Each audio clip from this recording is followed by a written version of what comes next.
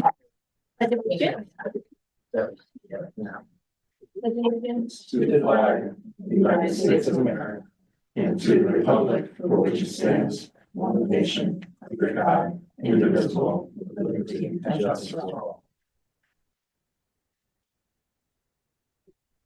Do you have any acknowledgements, Dr. Miller? We do. Actually, today I wanted to bring some attention to our amazing artists. We have some of their artwork displayed all around the library. So we do have a picture of that artwork. It's the Tolland Public Library. As you know, we do a evening honoring all of the artists monthly. And so, so these kids came in and had a ceremony. They had their art officially recognized. But I'd like to read their names just so you have a sense of the kids that contributed to that great art presentation. There's quite a few of them, so just will take a moment or so. Lilani Neves did a great job with dragon paintings, and many of these that I'm listing now are under what will be called a dragon painting, and then I'll give you a heads up as we change. So for the dragon paintings, Landon Jameson, Violet Cody, Travis Mitchell, Artham Dehalavi, Connor Sroka, and now color blending with oil pastels, Hunter Allen, Adeline Bryden, Declan Overton, Mason Rose, Kyle Bracken, Wiley Russo.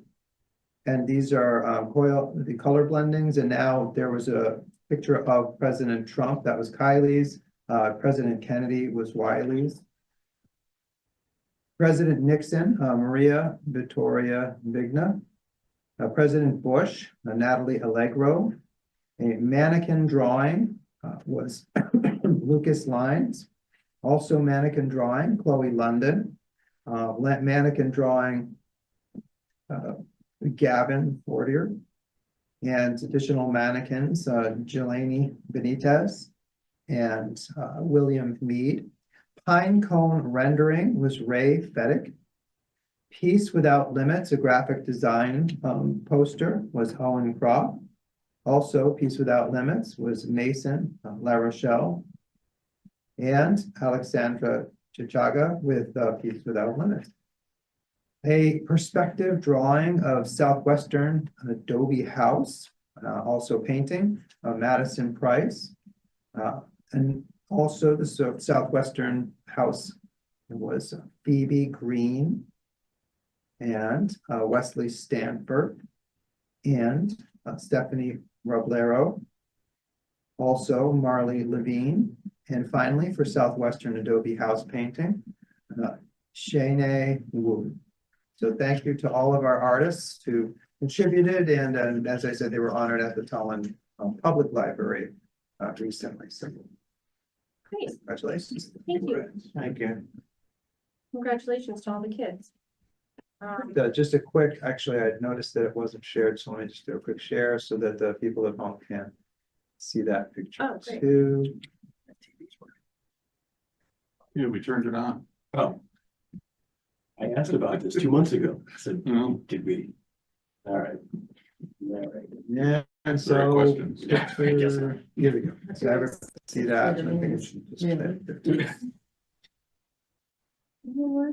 Okay, cool stuff. Good to see it. Yeah. As I zoom in and out, that's what made people nauseous last time, so I'm gonna not do that. And maybe you said this, Dr. Willett, but are they all middle school students? Yes, Start? yep, they are. Recognize the first group of. They're all Tolland Middle School kiddos and again, amazing job. That's, I think, still down at the public library too on display if anybody wants to check that out. Great, thank you. Okay, next we have additions to the agenda. I'll have an addition, but propose a change to move K3 to K1, so our curriculum staff doesn't have to be here all night with us. I'll second that. Okay, Second? Wait a second. Oh, sorry, I missed that. You can get it. No, No, I don't want it. I'll allow it right back to you. any discussion? All right, Jaden, Aye. Rainey. Aye. Brian, Aye. Bill, Aye. Dana. Aye. Dan, Aye. Katie on? Yes, she is. Katie? Aye. And aye. So Dr. Willett, we can go ahead and move that up. Excellent, thank you. Okay, so next up is approval of minutes. I will accept a motion to approve the March 19th, 2025 minutes. So Second. Any discussion? All right, we go again. Jaden, Aye. Rainey, Aye. Brian, Aye. Bill, Aye. Dana. Aye. Dan, Aye. Katie, Aye. I'm an aye as well. I will now accept a motion to approve the March 26th, 2025 minutes. So moved. Aye. Second. Second. Jumping ahead. Yeah. Any discussion? All right, Jaden. Rainey, Aye. Brian, Aye. Bill, Second, I mean, aye. Dana, Aye. Dan, Aye.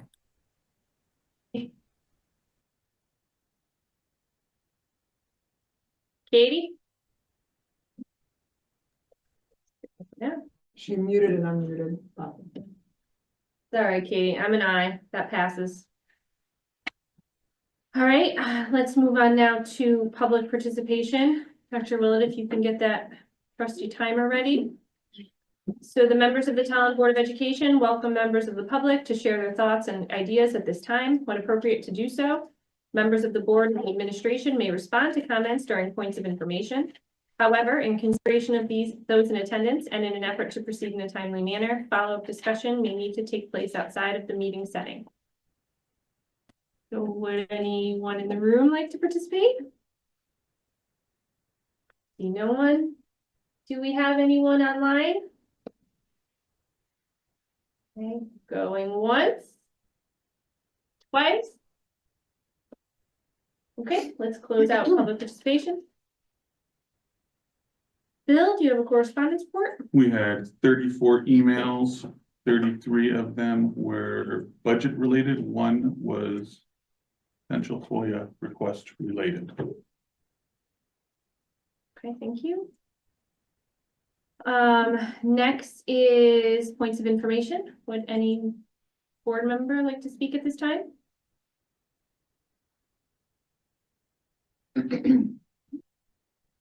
Okay, rolling right along. Student representatives report.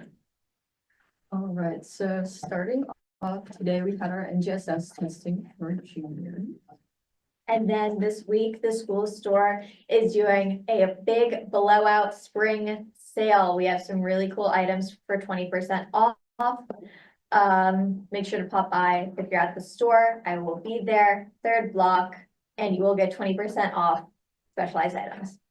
Also for seniors, this is the last week to sign up for the Tolland Community Scholarship because the deadline is April 11th, so get that in.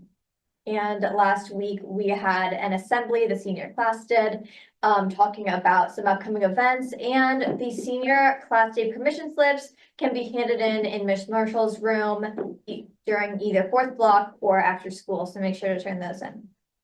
Also for the Spain trip in 2026, any students interested should see Miss Katie's room. All right, short and sweet. Any questions? Yes. What do you sell in the store? So we sell mostly clothing items. We sell all Tolland branded merch. We sell hoodies, crew necks, shirts, pants, joggers, pajama pants. We sell all different types of hats. We sell scarves. We sell mugs. We got a lot of mugs a few years ago, like way too many. So we're selling mugs. That's 20% off. They like 20% off, really. No, but we have a really wide array of clothing items, and then we have a few binders. We phased out selling school supplies a few years ago because they weren't selling after COVID. So better to just cut the loss, but we have some really cool merchandise, and we try and add a new addition to the school store every year. I was purchased a hoodie today. Was it 20% off? It was not 20% off. It was not part of the sale. Not part of the It was sale. not. 20% more for you. I might have to send him back tomorrow. Just mine. Okay, anything else? Are y'all participating in the Birch Grove and TIS Spirit Day for the Yukon So, on Friday? no, I Blue didn't and even know white? it was happening. Blue and white for those two schools, I don't know. Alright, Alright. maybe. participate. Alright, so unfortunately, I just had an infusion, so I am on my last leg, so I am gonna go. But make good choices, have a good time, listen closely, and thank you. Thank you. Have a good night. Okay, next is the committee and liaison reports. Dana, you have policy? April 23rd. Okay. Brian, no communications, Yeah, right? nothing. No, we ended the month. I think it's probably all in that same one day. Yeah. We did have negotiations. We've begun negotiations with the custodians. And curriculum we have at the end of the month, right? Dan, has there been an FFC meeting? Yeah, so there was just an FFC meeting prior to this call. Prior to that FFC meeting as well, we had a deep dive into insurance. It was a good discussion. Dr. Willett provided kind of historical background on ECHIP. We're going to be raising this as an agenda item at the Board of Education level soon. I believe that's with the planning team. And then just following our discussion today, completed our first review of the new credit card program that we currently have. So all things are going well with that. This was the first time that we kind of took a look back. Apparently, per Dr. Willis' words, it's been a night and day change from switching over from Amex, which is awesome.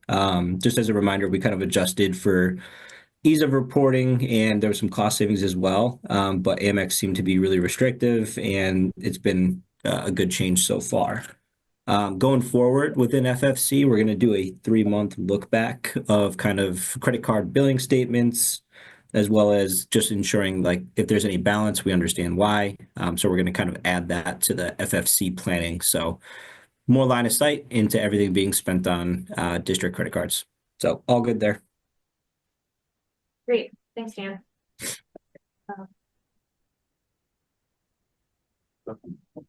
Okay, next is the chairperson's report. I have a very long chairperson's report. I don't, I'm kidding. I'm gonna skip that and go on to the superintendent's report. Dr. Willett, K1, multi-financial. Oh, no, I'm sorry, K1 is. It's not good, yeah, it's the first. So tonight we are lucky to have our curriculum administration here. Jennifer Webster is our curriculum director and she'll wave, there she is. Mark Moody is our STEM director, our STEM curriculum administrator for STEM, and Kara Hennessy is our curriculum administrator for humanities. And you may remember that we kind of reorganized in the recent past. And so they're here tonight to do a presentation on curriculum for you and to answer questions that you may have. And so what I'll do is we were talking about my role here. My role is to when she points at me or says, good, I will move the presentation forward. But we'll let the expertise, let the experts talk here tonight and I'll act as Come up support. to our, So thank you so much for coming tonight and we're so very fortunate to have you. Okay. So the presentation's up there also for the public and I'm going to pray that there, so it's working pretty good. Go to the next slide. Next slide. Practice right off the bat. That's right there. So Walt mentioned I'm Jen Webster, I'm Director of Curriculum. I'm really excited to transition to the Director of Curriculum role.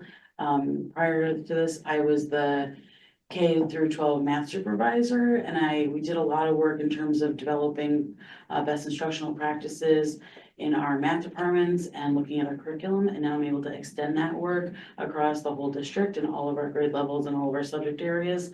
It's been really exciting working with these nice people behind us or behind me. So I think we're working towards articulating a curriculum and having some best practices seen in our classroom, and some of you have seen that in our instructional walks, our instructional rounds in our buildings as well. Now, if you're more comfortable, the three of you could sit at this very nice wood table that has been acquired for the town You want to sit? and board. Where- But if you want to, right? I'm At the used to table. standing if you- It's up to you. You can stand as well, but Okay, go to the next slide. There you go. So some of the things that we're working towards now and looking at the future, the first one is artificial intelligence, or the use of AI, both as adults and staff members and teachers, but also looking at student use. Currently, the practice that we're following in the guideline is that only adults are allowed to use AI in the district. In particular, we have 7 AI that are approved. And they are approved because these AI sign the privacy waiver that approves privacy settings for student data through the state of Connecticut.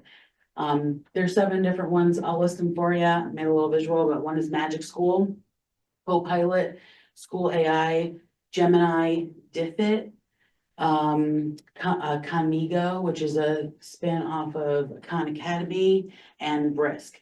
And all of them do different types of things. They're all different types of AI. Some of them require a written prompt to generate material. Some of them have tools and embedded prompts that are more easily accessible. If you're not a great prompt writer, or you don't feel confident as a prompt writer, all of them produce materials that could be differentiated or leveled for meeting student needs, helping planning and planning for instruction. And currently we have some staff using it, for example, taking a text that they might be reading at TIS and taking that text and putting it into, this particular one is Magic School, and it levels it so that a student who might be in a 4th grade room is still reading the same content, but at their reading level. And so it provides more ability to give kids what they need when they need it, and at the level of entry for them, so that we can give them that instruction. Moving forward over the next year and a half, we are building an AI committee at the district level that's going to be representation of all of our buildings, departments, grade levels, to have a balanced view of how we can use AI, both as educators and with students. And we're going to be building like I call it a guidelines and guardrails document to give us some guidance on best practices for AI, how to use it safely, how to use it functionally, and how to help us be better educators and use our time and our resources effectively. Additionally, how might students use this? Some of them have the ability to coach a student. For example, in Magic School, their chatbot is called Raina, and she can only coach a student. So if a student asked X plus 4 equals 12, what does X equal? Raina will say, sorry, I cannot give you that answer, but let me explain to you a way or a strategy that you could arrive at that answer. So there's different ways that students can use it, but this committee is going to be looking at all the possibilities and all of the opportunities for staff and students to interact with AI to really be 21st century learners and be career and college ready. Questions about AI? So what are we doing as a district to prohibit the fraud and stealing and kids using AI to write their papers and reports and all of that? I think that's part of what the district curriculum, or the district, not curriculum, district AI committee is going to be looking at, is setting up those guidelines and guardrails around what happens when a students use AI to generate a paper. What are we going to do at a building level in terms of a restorative practice to restore that not great choice that student just did, and how are they going to maybe redo the paper, or an opportunity to address those concerns? The committee is going to define those things as a group, which is why that balanced approach of having different departments, special education, different grade levels, because it looks different. 5th grader could do something very similar, but at a different level. So that guidelines and guardrails document is going to be crucial in defining those things as we start using it. That's why we're currently only using it with adults. Yeah, just a bit cautious, because my wife, she teaches up at UConn, and it's being used a lot, and some of the AI information that they're gathering necessarily isn't true as well, so it's causing problems in the college level. I definitely hear that, and I think part of it is educating our staff and students about best practice and ethical practices, safety practices, and using AI, much like using technology in general in terms of our learning. It's not just that we get to use it, it's how we use it safely and ethically to help us learn, and help us grow. Dr. Willett, I don't know if you Go ahead. understand.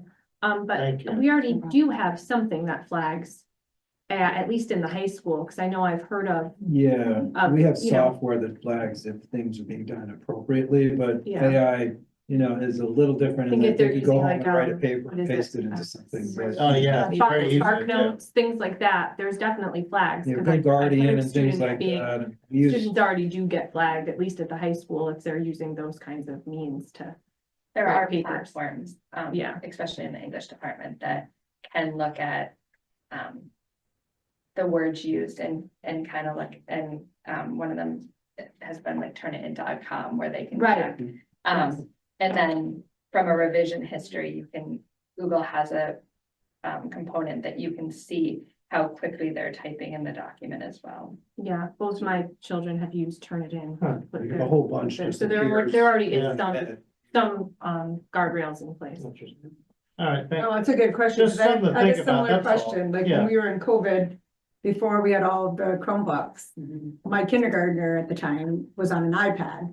And so he'd be typing up the stuff and it would like automatically spell check him. Or he'd type in BR and it would say bridge, and all that. So, so things like that, especially Yeah. at the most fundamental levels. So I'm glad there are some guardrails and it's obviously on your radar, so.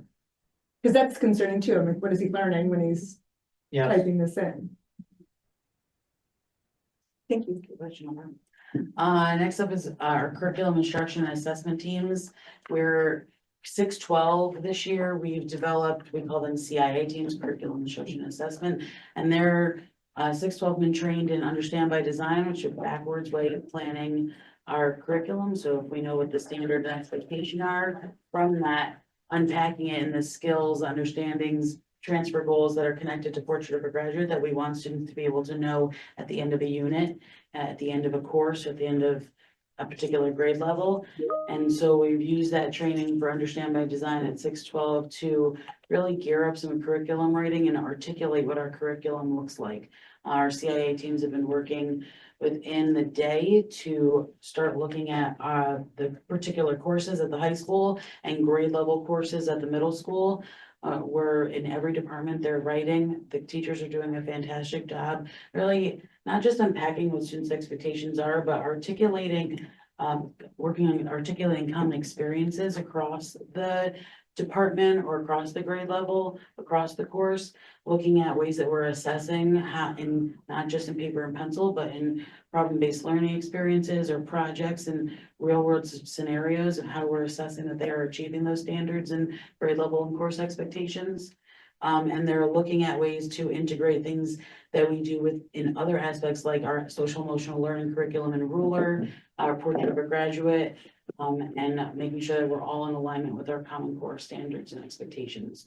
So we're hoping that as we go throughout this process and we start articulating our curriculum, it provides some more consistency across our coursework, provides more innovative opportunities to really think critically about our assessment practices, and a student-led center approach in terms of our direct instruction with students. And the last thing on the slide is around grants. We're continuing to look at opportunities, and researching opportunities, the variety of grants to help support our school district and initiatives and programs that we're working towards. And so it's an ongoing process to research and be aware of what's available to us to help support us in what we're working on. Last two for me is around professional learning and MTSS. Really proud of our professional learning. Our February PD day was driven based on our teacher goals. So our teachers set goals around building and board goals and how they can grow as an educator. And we took that information and found trends. We identified 5 trends in what they were looking for to grow in to be better educators. So we were looking at active learning strategies, multi-tiered systems of support or intervention, artificial intelligence. Oh, my brain just cleared in the last 2. Oh, there was an issue for ELA to directly support into reading and integration of social studies into our interreading and our ELA instruction, because it's a first year of programming. And we put those themes out to our staff, and staff volunteered to lead sessions that they felt like they were leaders in. We had over 20 sessions that were ran by our teaching staff. Every staff member got to self-select what their interest was in order to learn from each other. We had a lot of compliments from staff around. It felt like they were attending a conference. Everyone got an individualized schedule. They all got feedback to each other. They all got work time. And it was a really great opportunity to help support our district goals, our board goals, and the teachers' goals to help improve our practices and strengthen our teaching practices.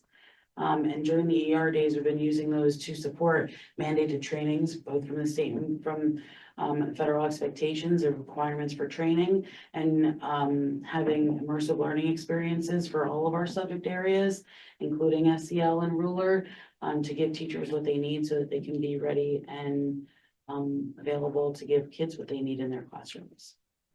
Questions about professional learning? Our February day was awesome.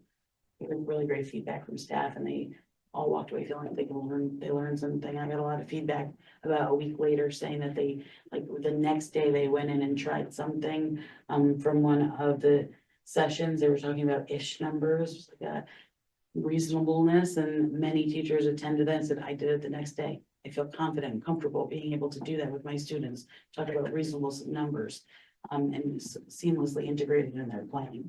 So it's a really great outcome of the day. Oh, I think we got to see MTSS in action at Birch Grove doing the rounds with you, and that was really great and really informative that day. So thank you. We did MTSS walkthroughs at TIS and Birch. We're really looking to revise and update our MTSS into a multi-tiered systems of support. It's the ability to provide level differentiation, targeted instruction to give kids what they need. So if they're not working on grade level, how could we give them what they need so that they can be? If they are working on grade level, how can we extend and enrich their learning? When you think about multi-tier system support, you may have thinking about like all the acronyms of fun, like RTI, SRBI, SATs. We're used to run on like a triangle, where we're looking at kids at the top of the triangle, 5% were like our most high-risk kids, and it went down from there. Really, when you're talking about multi-tiered systems of support, you can consider it more like a diamond. And that we're looking at kids, both what they need, where they are, and as you move to either end of the diamond, you're looking at the different tiers of support, 1, 2, and 3. And on the other end, you could be looking at enrichment. And every student should and could be somewhere within the diamond. And then how do we support them where they are to get them where they should be? So we're looking at updating, we're reviewing our practices and looking at updating and revising our MTSS practices at Birch, TIS, and every building to have more consistency within the district, and to provide a system-wide approach to making sure our interventionists have what we need and our teachers have what they need for tiered instruction, so that we're giving kids what they need, so that we're making sure that we're closing gaps along the way and having everyone grow. Questions about MTSS? You joined our instructional rounds. Yeah. I love the way you explained it. I think it's super important for everybody to be aware. And I know you guys are, you're doing not only preventative but proactive work with MTSS. So I think it's important to understand that. I think when you explain the diamond part versus the triangle, I think that is huge, right? So I appreciate all of that framework that we're doing to make sure that we're taking care of all students at every level. I need, like before, like I said, the proactive and preventative things. So thank you for going deep into it. Anyone have questions? Yep. Yeah, because this is one of our big talking points over the last few months and whatnot. In terms of MTSS and multi-tiered systems of support, what helps you accomplish? This is more of a, got the professionals in front of me, and so I'm gonna ask, and I was sick when we did the rounds, and so I want to ask now, out of curiosity, what helps you accomplish? I'd like to know more about the professional learning and all these things, because it's been another topic of conversation, but what helps you accomplish, making sure that every student is touched by this sort of system that's there to support them, no pun intended. So I think one of it is time. looking at data. We collect data, our teachers collect data, both informally and formally, and having that data be live for our teachers to know where our students are and what resources we have access to plan to support those students. Without time for teachers to be able to really understand where their kids are, and for some teachers, they're teaching math, ELA, science, social studies with the same kids in their room. It's a lot of data to go through. It's a lot to understand where a kid is that frankly will likely be different in all of those subjects, and to plan accordingly so that they all have a low floor access to our curriculum, so everyone can access it, but then how to increase that rigor and push them to that ceiling.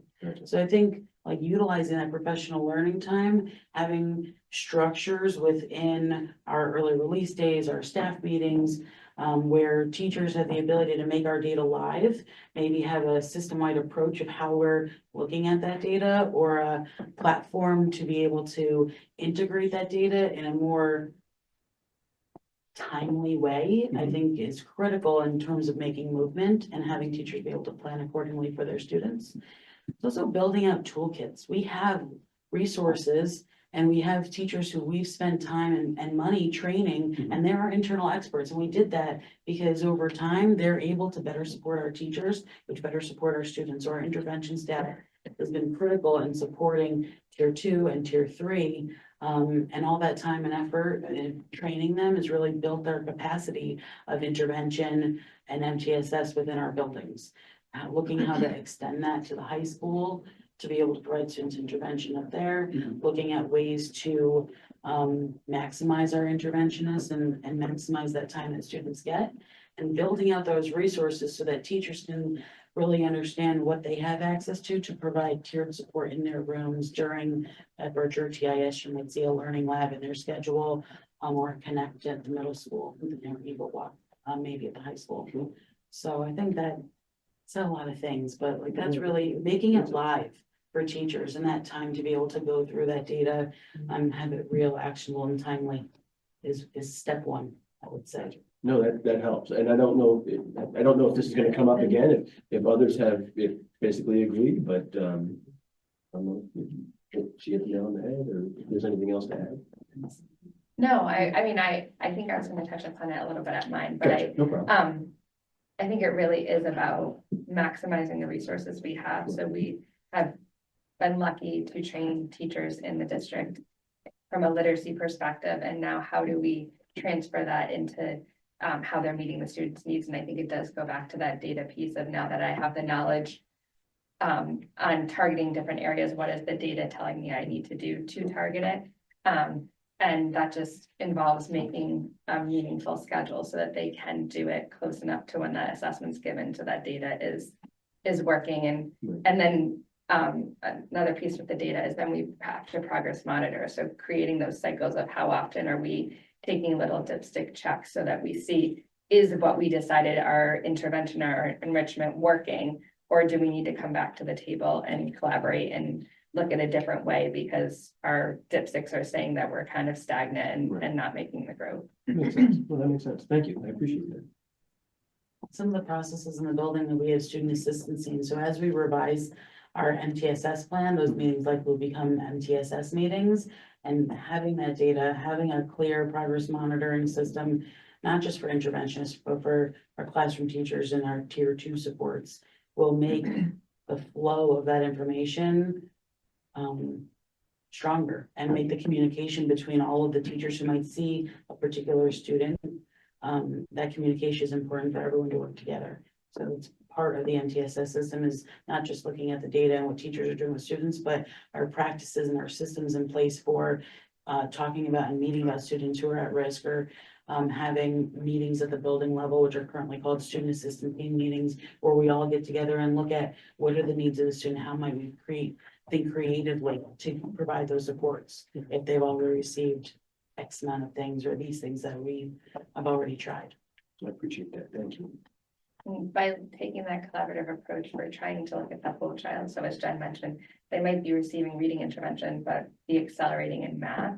So bringing a group together and trying to figure out, their strength is over here. What are they doing in that area? And how can we maybe utilize some of the tools they're doing there in a different content area, or who are staff members in the building that seem to be connecting with them and trying to really make that plan to meet their needs by bringing a group of people together who see different aspects of the child so that we can come up with the best intervention to meet their needs. That would have helped me with math class, right? That's, I was always a history and English kid. Math mindset again. I know, you know, Math my lesson. Love your math lessons. My eighth grade teacher, Mrs. Erickson, told me this is basically the same thing when I was in school. You never know it, but I think that sort of lays out a picture of, you know, well, maybe Jaden just isn't seeing it right because he's missing this or that. What is he getting in math class that, you know, he does really well, and how can we sort of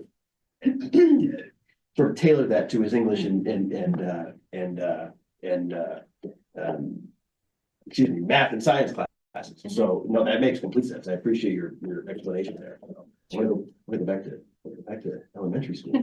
Saying math lesson for the board. It's really taking a strength-based or asset approach of helping students in a holistic way. MTSS considers not just academics, but academic behavior, social emotional learning, attendance. It's looking at the whole child, and in our SAT meetings currently, we take a strength approach. We look at things that students are doing really well and how we can leverage that to support the things that they need to grow in. And right now, what we're looking at in terms of MTSS district-wide is how do we take that and make it a system-wide practice? Sure.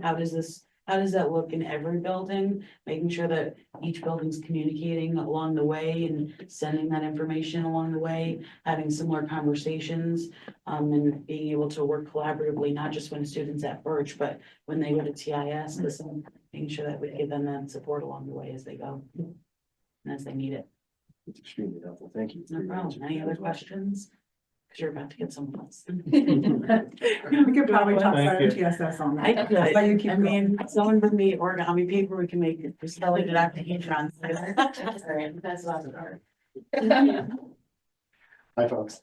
Mark Rudy, I'm the curriculum administrator for STEM, been here as the science curriculum coordinator for about 6.5 years before now shifting to this. And what I was doing with science and also working with tech ed, business, and a couple other departments that are now officially under my umbrella is just sort of gives this the official nod to the work that we're trying to do to pull these departments together. And then taking in the math and the things that have gone on in the past few years with strengthening our approaches there. So it's definitely been a learning curve to see what Jen has done in the last 6 years and honestly not screw it up. So Thank you. that's probably my primary job right now, is not to ruin what Jen has done. So on the next slide, I just tried to lay out sort of where my main focus is in each of those areas. So as I've talked over the last few years, science continues, the main focus is really around two things. One would be continuing to develop those local connections. I spoke a bit about our 6th grade Lyme disease field trip that we do every year, which they're actually prepping for right now, that we do in town, where they're working in a town plot in order to help manage tick infestation and try to, limit the amount of ticks that are there. So it's an actual application. They learn about Lyme disease, they learn about what it does to the body, they learn about the ecosystem, the environmental pieces behind that, and how they can use the ecosystem to manage the ticks themselves. And so then they get to go and do it. Doing things like that and trying to build those local connections. The 4th grade trail project that uses Crandall across the street, things like that, wherever we can find them, has definitely been one of our big focus points. And then making sure that our assessments in particular are aligned to the NGSS test. You heard the high school kids talking about the fact that that was today for 11th grade. It's really that thinking and skills-based approach and less just spit back content. And so making sure that we're assessing them in that way and building those skills with them day to day in the classroom, so that when they're given those questions on the test that may or may not have content specifically that was spoken about in the class, they can still think through the resources that have been given them, analyze the graphs, the data tables, perform the experiments, and be able to answer the questions and come to some meaningful conclusions. So for science, those have really been the big two areas.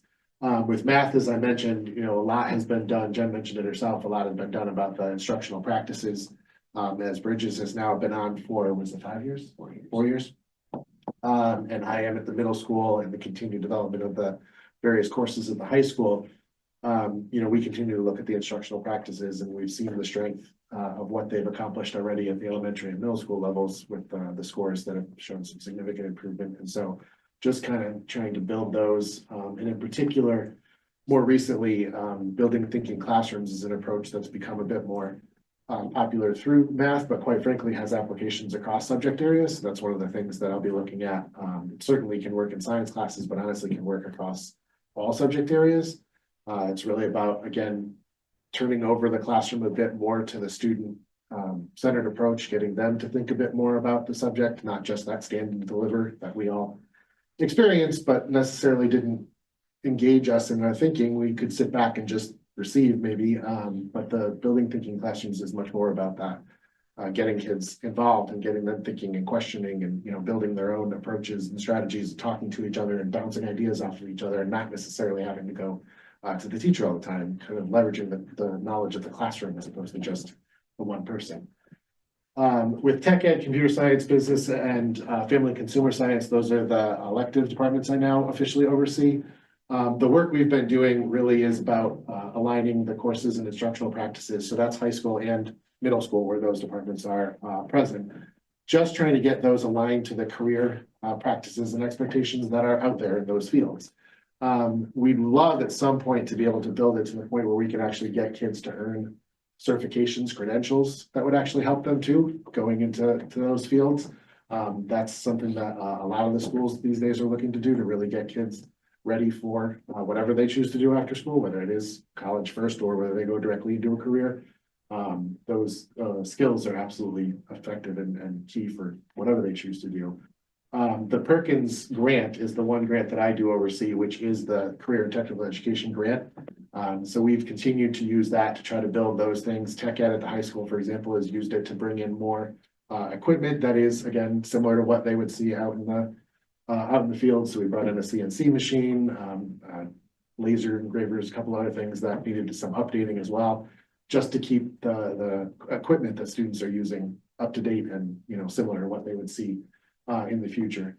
And business in particular has used that funding to continually bring in professionals and get kids out as well to see not only colleges, but also businesses and approaches. Sports marketing goes to Yargoats, for example, talk to their department about how they do things. So they get to really see what they're learning in the classroom is looking like in the real world. So we've really tried to support that through the Perkins. And the pathways as they continue to develop, that is again, that opportunity to make that connection for kids between what may be a future career for them and what it is that they're doing in the classroom. Because, you know, we all sat in the class and went, why am I learning this? Well, hopefully the pathways are helping to build that for them. My other particular piece over the last few years, we also talked about a little bit last year, for those of you that were here, the portrait of a graduate. This year, the focus has been primarily around the skills rubrics. So the skills of problem solving, critical thinking, collaboration, communication primarily. We've been developing the 4 rubrics for the high school. Their previous school-wide rubrics, some of them aligned. So they had a collaboration rubric, they had a problem solving rubric, but they also had a reading, a writing, speaking rubric. Those have essentially morphed and been brought into the communication rubric. So we've taken some of the previous work that they had done and brought it into this updated model. At this point, the high school is now, we've kind of got the rubrics where we can work with them, we think. The key is figuring out how it is that we're going to be able to implement them and report out on how kids are progressing. We want them to be able to meet the criteria in those rubrics by the time they graduate. That's the whole point of portrait of a graduate. And so that's where they are right now, is determining how it is that kids are going to demonstrate that they've met those expectations. So we're just about ready to bring those rubrics now down to the middle school so that they can create their version that will feed those high school rubrics, and from there it will go down. Counter to that, what we have done over the last couple of years is the dispositions, the perseverance, growth mindset, empathy, kindness, those were going up. So those started in the middle school. We created statements based on those criteria that were friendly to the kids, because what we wrote is not, quite frankly, at a reading level of a kindergartner, let alone can they understand the concept of empathy yet. That's still something they're developing. But we created through the teachers statements that they would be able to understand and built those up all the way through the middle school last year. So those will go to the high school very shortly for their final piece. And then we'll have all those pieces in place and it becomes a true pre-K to 13 effort, not just high school, your job to get the kids to graduate. Well, if the high school doesn't get them in a place where they're ready to grow those last few levels to graduate, then it doesn't work. So we truly create a full district effort at getting our kids prepared to meet the challenges that they'll face once they leave us. So that, the other piece on the next slide is just, I think the next level of focus is really looking at those cross connections between the areas. In particular, if you were to look at the science skills, the math skills, and if you look at the career and technical education skills that they list, things that kids have to be able to do, there's massive amounts of overlap. And we need to start cross-contaminating essentially within those subject areas. And quite frankly, there's a lot of overlap with all the subject areas. When you talk about arguing from evidence, for example, you do that in everything. That's not just a science thing. It's clearly in math, but you do that when you're writing persuasive paper in ELA or social studies as well. So being able to do that for kids explicitly, getting them to understand that these skills are useful across all of these areas. Even if there's not common vocabulary, we might call it a hypothesis in science and a thesis in social studies and a claim in ELA, whatever the case may be, that's still all the same thing, and getting kids to understand that and not see these as disparate subject areas. But within STEM, of course, the practices are even more overlapped. And so getting both teachers and students to be able to see that and be able to speak the same language and understand that is going to be one of the most important things I think that we'll be doing going forward in these particular areas. Questions? I just wanted to say a couple of things. Portrait of a Graduate, you gave us I think we had a board presentation, but we had a very in-depth curriculum presentation, and I was amazed at the amount of data and analytics and that goes into that. So just want to commend you for the work that you've done on that. And I think we say Portrait of a Graduate so much. It's important to us as a board, right? It's important to us as a district, but to be able to see everything that has been done, and can't even imagine the work that you still have to do there because of what we looked at. I mean, it was massive. So, but I really loved that presentation. And then, touching on MTSS, you were really helpful with me when we did the rounds. We talked about how, I was noticing how the kids were using, the same manipulatives, online as they were in, with the why am I drawing blanks? With our interventionists. But yeah, and like saying, you pointed out to me, you were like, well, because some do really well with, the Rick and Rack, or some do really well with dice, or some do really well with the number line, but everybody, they all kind of do it differently. And to see that in action was, again, just very enlightening to see it, and to see it done in so many different ways, and large scale, small scale, very direct one-on-one, and then a bunch of the kids in the math lab on their computers. So there was a lot of what you talked about reminded me of that as well. Are you using these professional development days is when you're using this training, or the developing of the cross connections for the teachers specifically, or Yeah, there's when a is few. that happening? There's a few opportunities built in. So at the middle school, actually at the high school too, we have department meetings. And so the last one in particular at the middle school, I got to have math and science together. That's one of the only struggles, I would say, or challenges, is that there is only 3 of us. And so, with all the departments that I have, it's kind of hard for me to be in all those places at once when they have department meetings at the same time. But being able to bring science and math together, we started to have this exact conversation. We were able to put up the 2 sets of practices and look at the same language in some cases, and the cross-contamination with Portrait of a Graduate. Perseverance is one of the math standards, or our practices. Mathematical computation is one of the science practices. So there's clear connections between the 2 that you can see when you put them side by side. So I want more opportunities to do that and to build it into not only the learning of the teachers, but then teachers starting to say that explicitly to kids so that they can see the connections as well. Because we can say it, we can do things that we know are connected with them, but if you don't say it to the kids, they don't realize why Yes. we're doing what we're doing. So that's definitely what I need to be able to do. What we have to figure out is how to then bring those UA departments, Check Ed, and computer science into that same conversation at the same moment, and have those, and not just have me be the person that goes and talks to them and says, oh, hey, by the way, when I was talking to math department, here's what we talked about. I want them in the room. So that's the next step too. Yeah, thank you.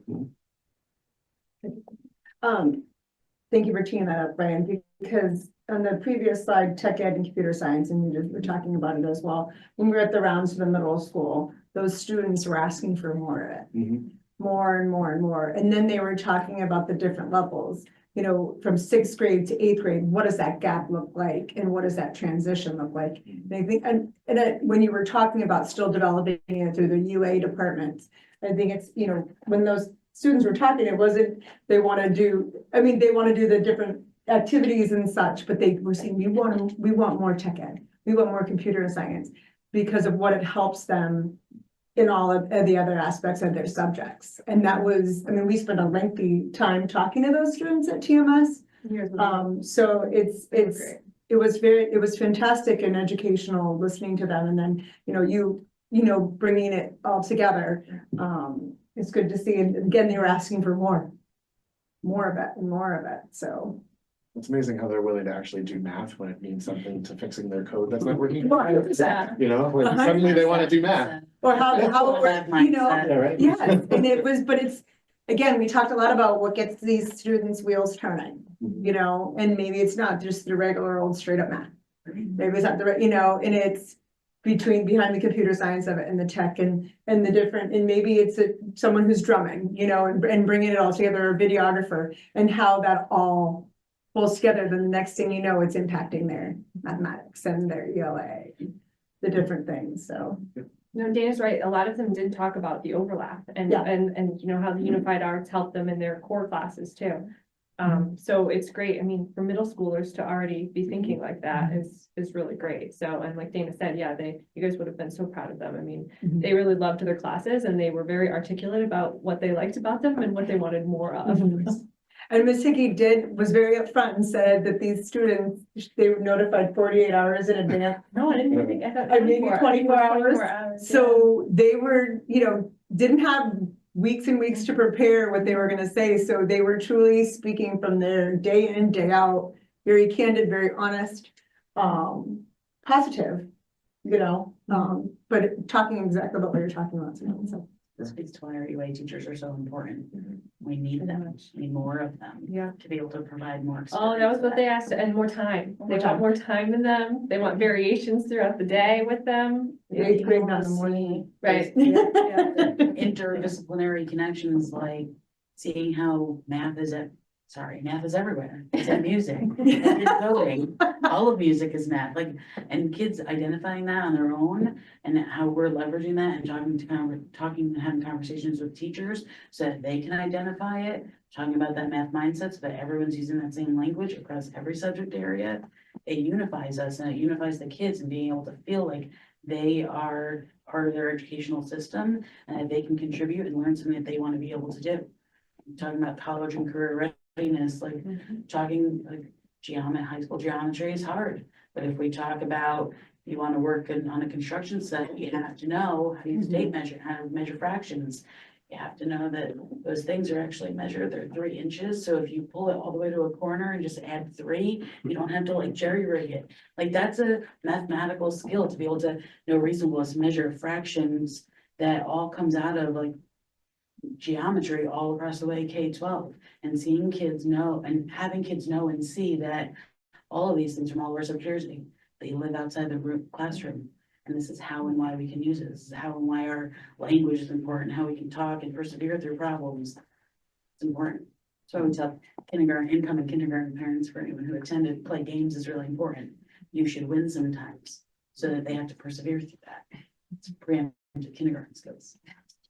All right, Thank you. yeah. Next slide.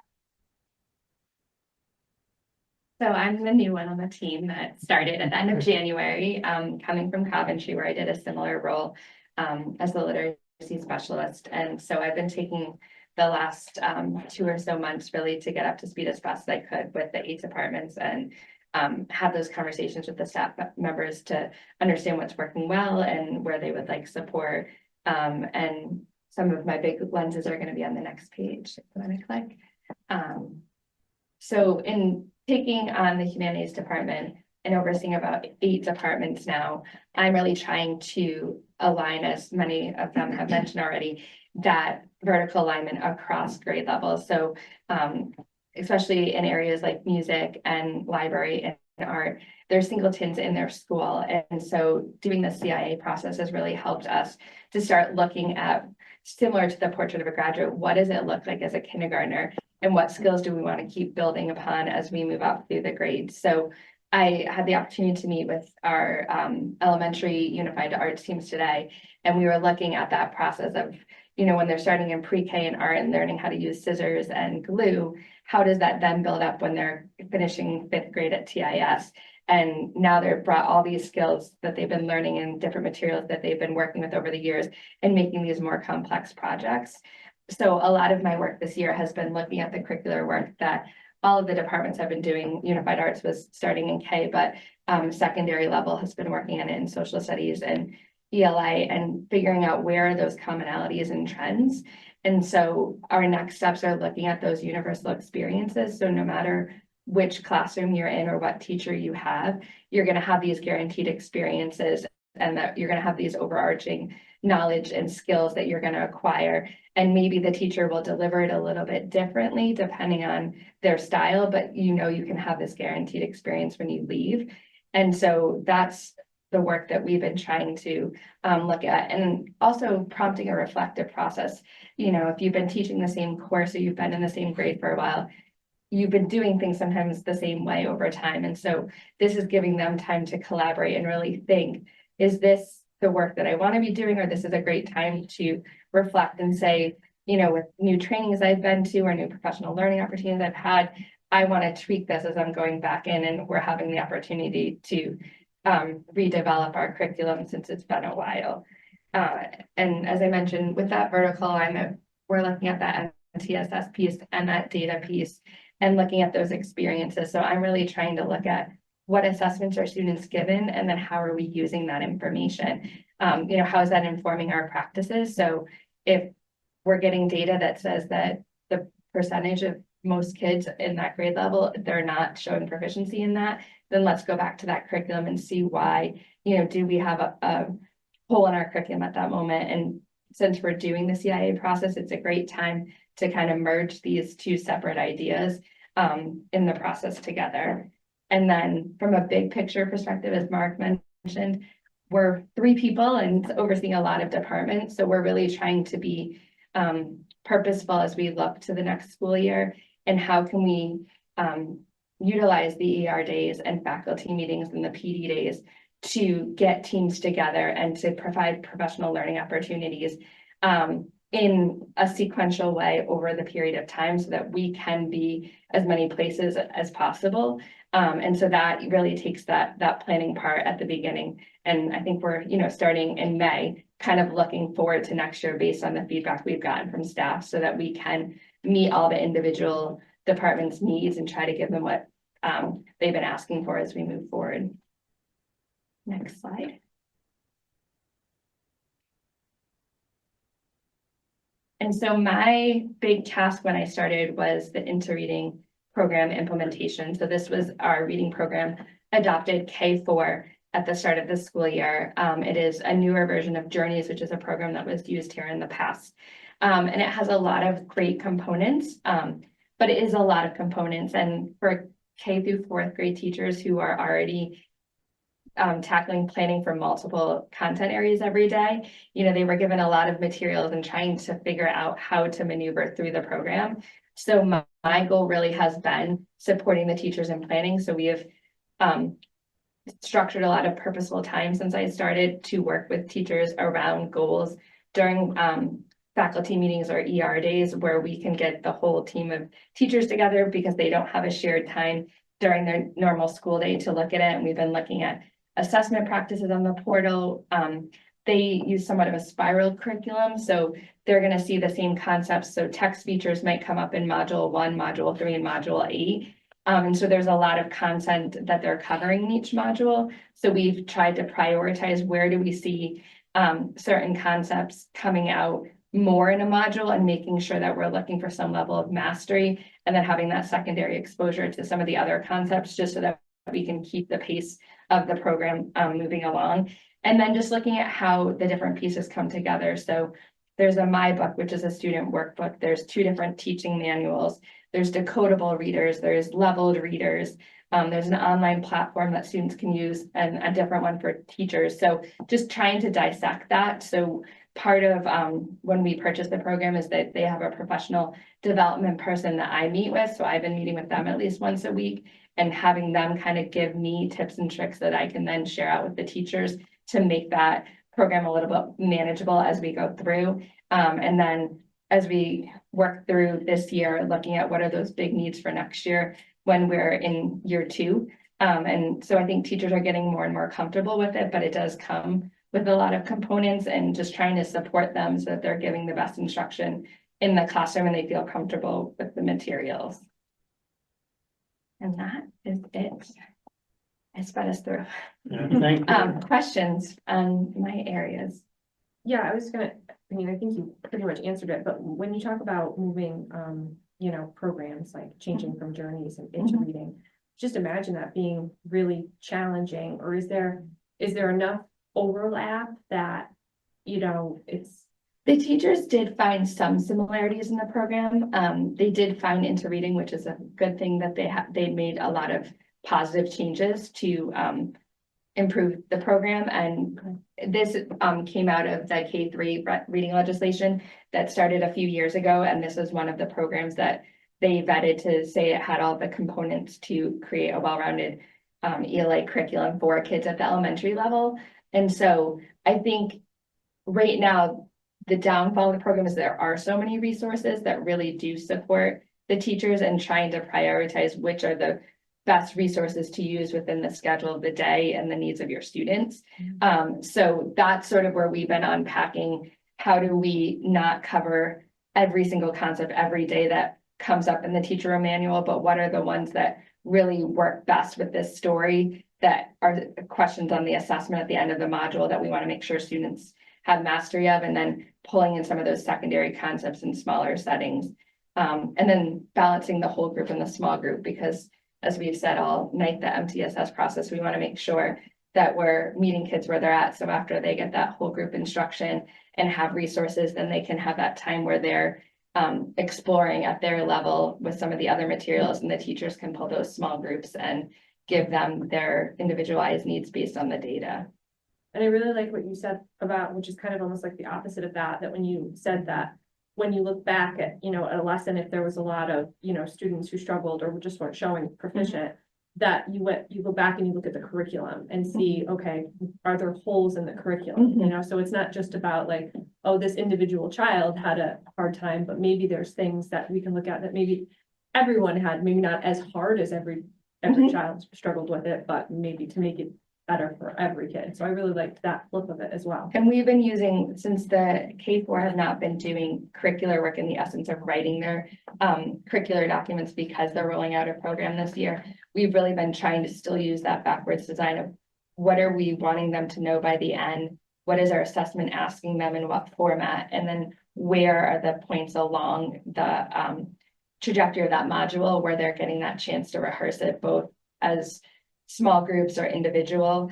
And so trying to help plan that out. And one of the nice resources is they have editable plans that come with the teachers. So you have your teacher's guide and they have a teaching pal, which is the more user-friendly one when you're in front of the room, that has the prompting questions embedded in the mentor text, the story they're reading.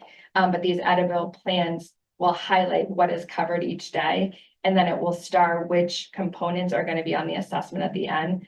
So that helps the teachers prioritize. If they're, struggling with time, I really want to make sure that I'm hitting these prioritized parts of the lesson, and the other stuff, maybe I just give a little bit of exposure to because I know it's going to come up at a deeper level in another module.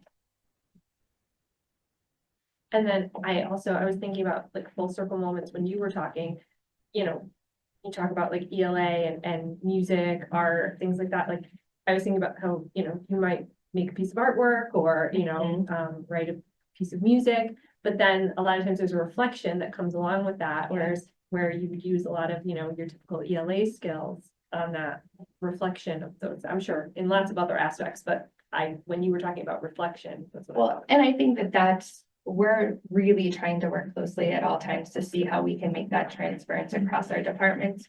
And then to me, it is a privilege to be over 8 departments because I'm hearing things in different departments that I can see those connections.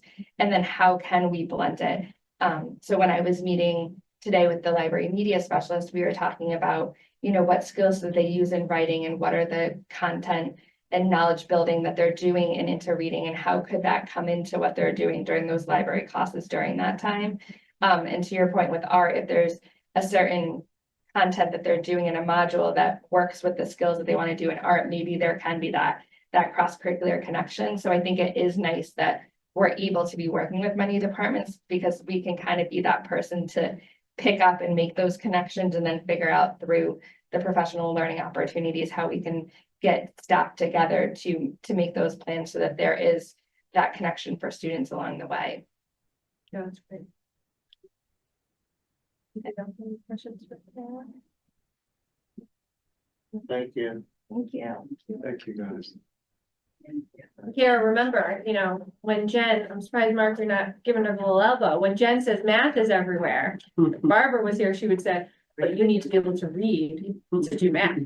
I didn't want, Jen's still trying to build everybody's math mindset. I didn't want to. I'm pretty dedicated to it. Well, I got it. I'll be back with the project. Perfect. Thanks, guys. Have a great night. Bye, thank you for coming. Thank you. Yeah, cause the air is really pumping in here.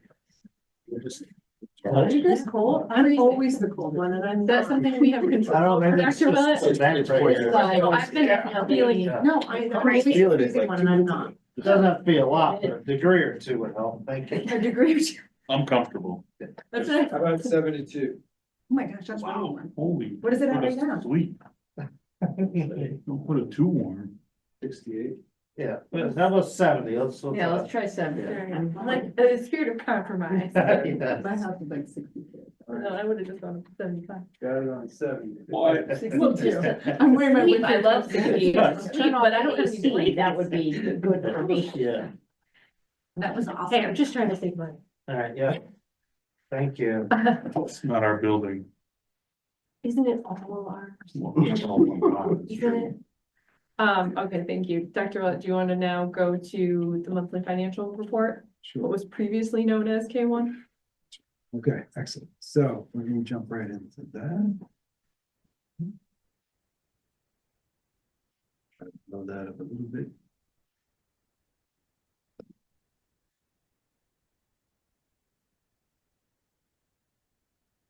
So as you know, at the beginning of every month, typically we'll do a monthly financial report. One-page document, about 42 items, and it'll give you a general idea of where things are for the month. It's usually accompanied with a letter as well. Oops. It's usually accompanied with a letter as well, giving you a sense of just what the remaining balance is and what the percentage is. The budget balance on the report for the month of February, and remembering it goes back a month, is about 1.22%. But this month's from March is down to 466,580.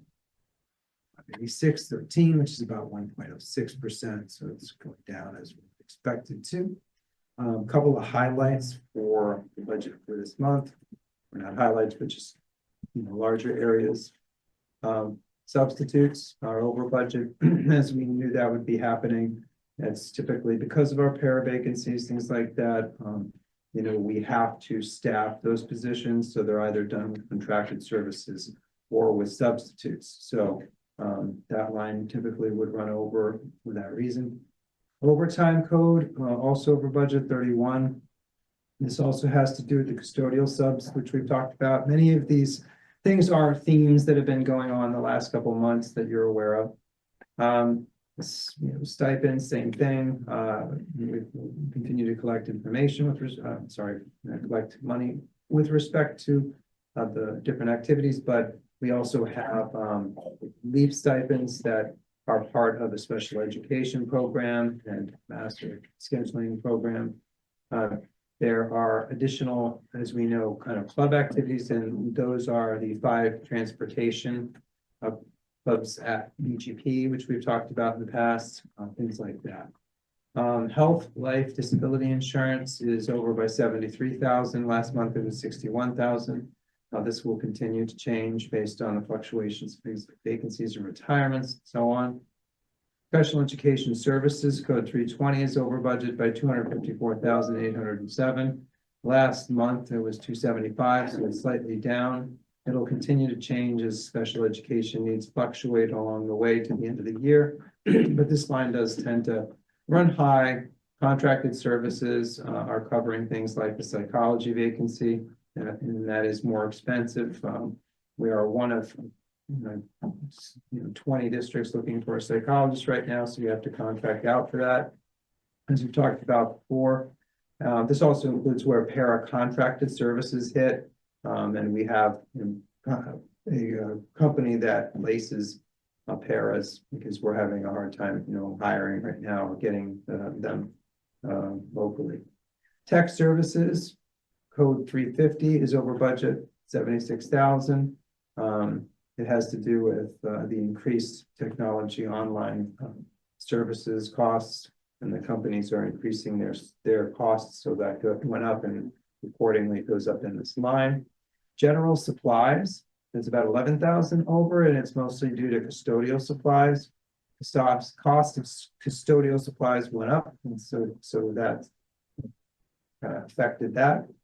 These are pretty similar to the things that we talked about last month, so this is what typically tends to happen as we get towards the end of the year. Thank you. Any questions for Dr. Willett?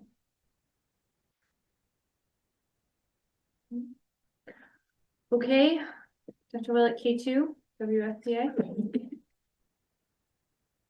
So once in a while, I'll bring what's called a within fiscal year position addition. WFPAs are typically done because there might be some special education requirement, caseload increases, things like that. In this case, this is 4 ABIS positions for Birch Grove. That's because Birch Grove caseload requirements and IEPs now require certain things that we have to address with ABIS positions.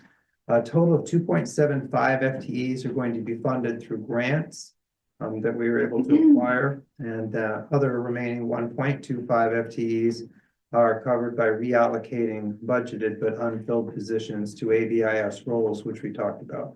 Because we have some issues in hiring others, we have to reclassify positions and reclassify job duties, and this is what starts to happen. So those 1.25, they're going to be covered by funds that we have at this point. So there's really no fiscal year impact right now for fiscal year 25, but the total fiscal impact for these positions for fiscal year 26 will be $16,930 when you take out the grant money. Short-term subs and contracted services have been used in the short term, but these positions are necessary to fulfill the obligations. What is the official ABIS acronym? Associate Behavior Intervention Specialist. Okay, thank you. Yeah, sorry. Oh, it's fine. Have you done? Yes, I am, thank you. Margo? Really already did. But so did Brett. I don't like I'll that. wait for you to call. Are you on that, Brian? Yes, I am, thank you. Bill? Thank you. Have we been needing these positions now and we've been contracting them out? Yeah, we've been using contracted services, subs, things like that. These are, when we say, oh, there's open positions, really, we're using subs to cover them. We're using contracted services to cover them. So that line item is going up, even though that position salary line item might not be.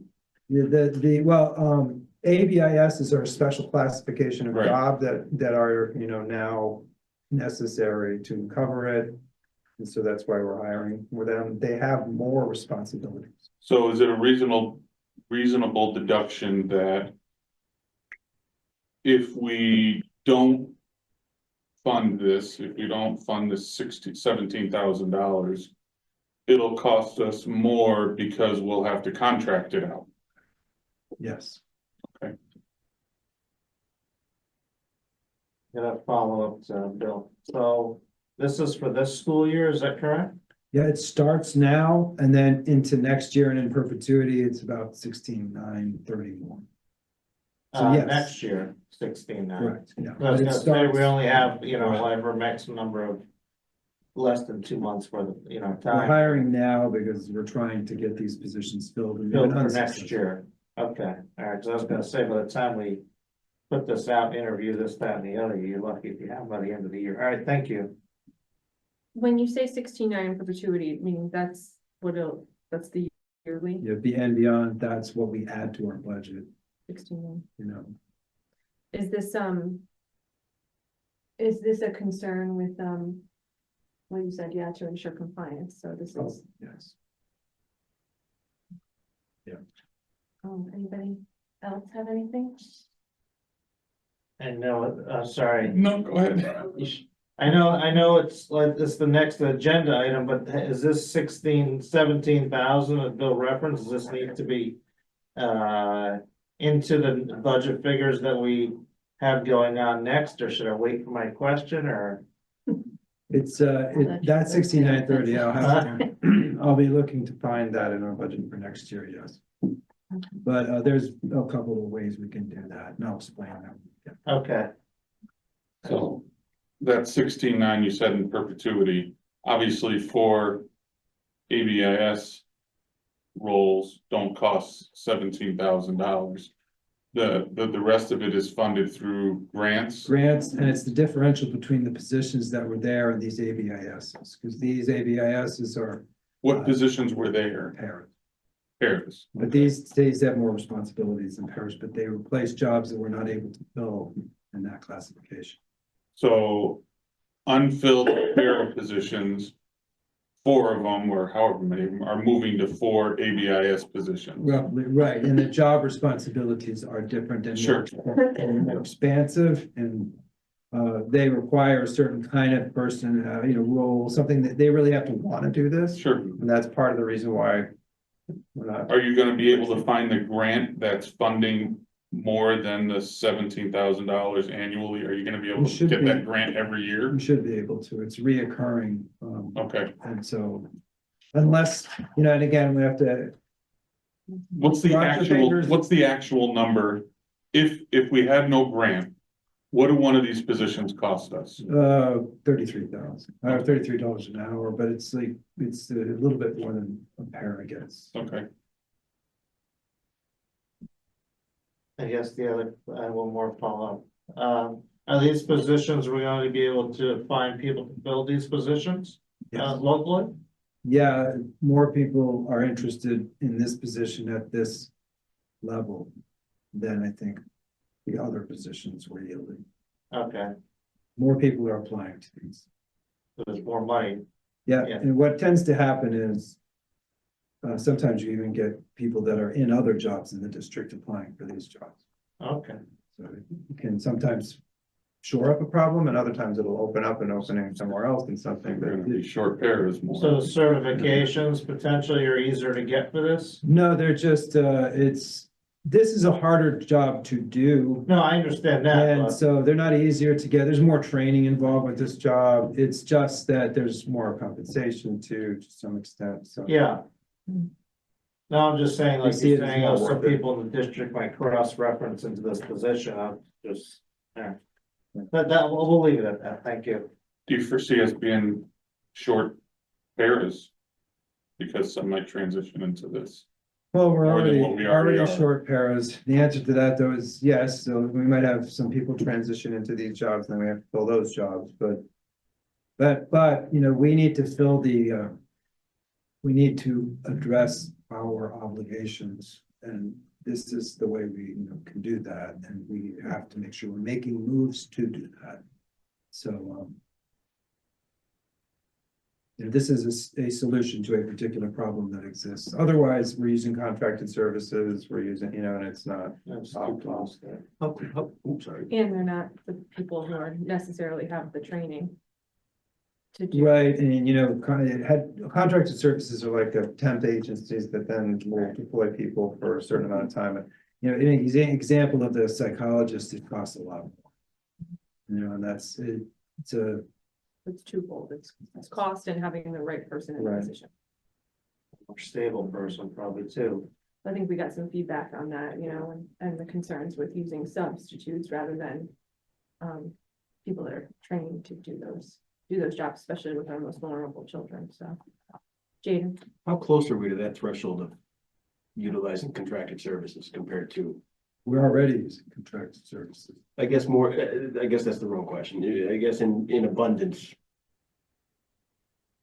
If, are we 4 positions away from being out of compliance in the eyes of the state? Are we 4 positions away from needing a more, I guess, expensive alternative than the behavior techs or the, that's what they call them right down the road.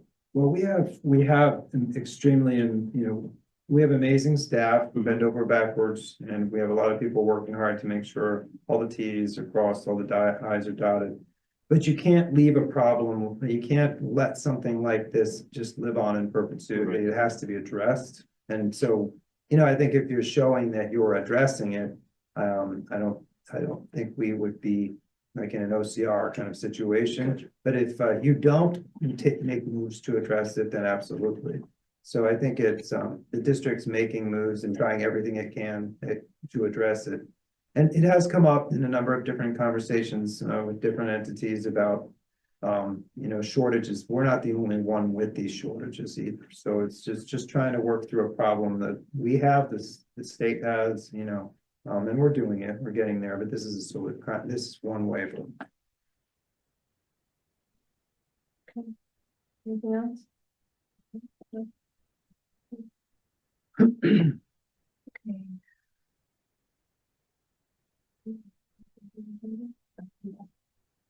All right, K4 budget.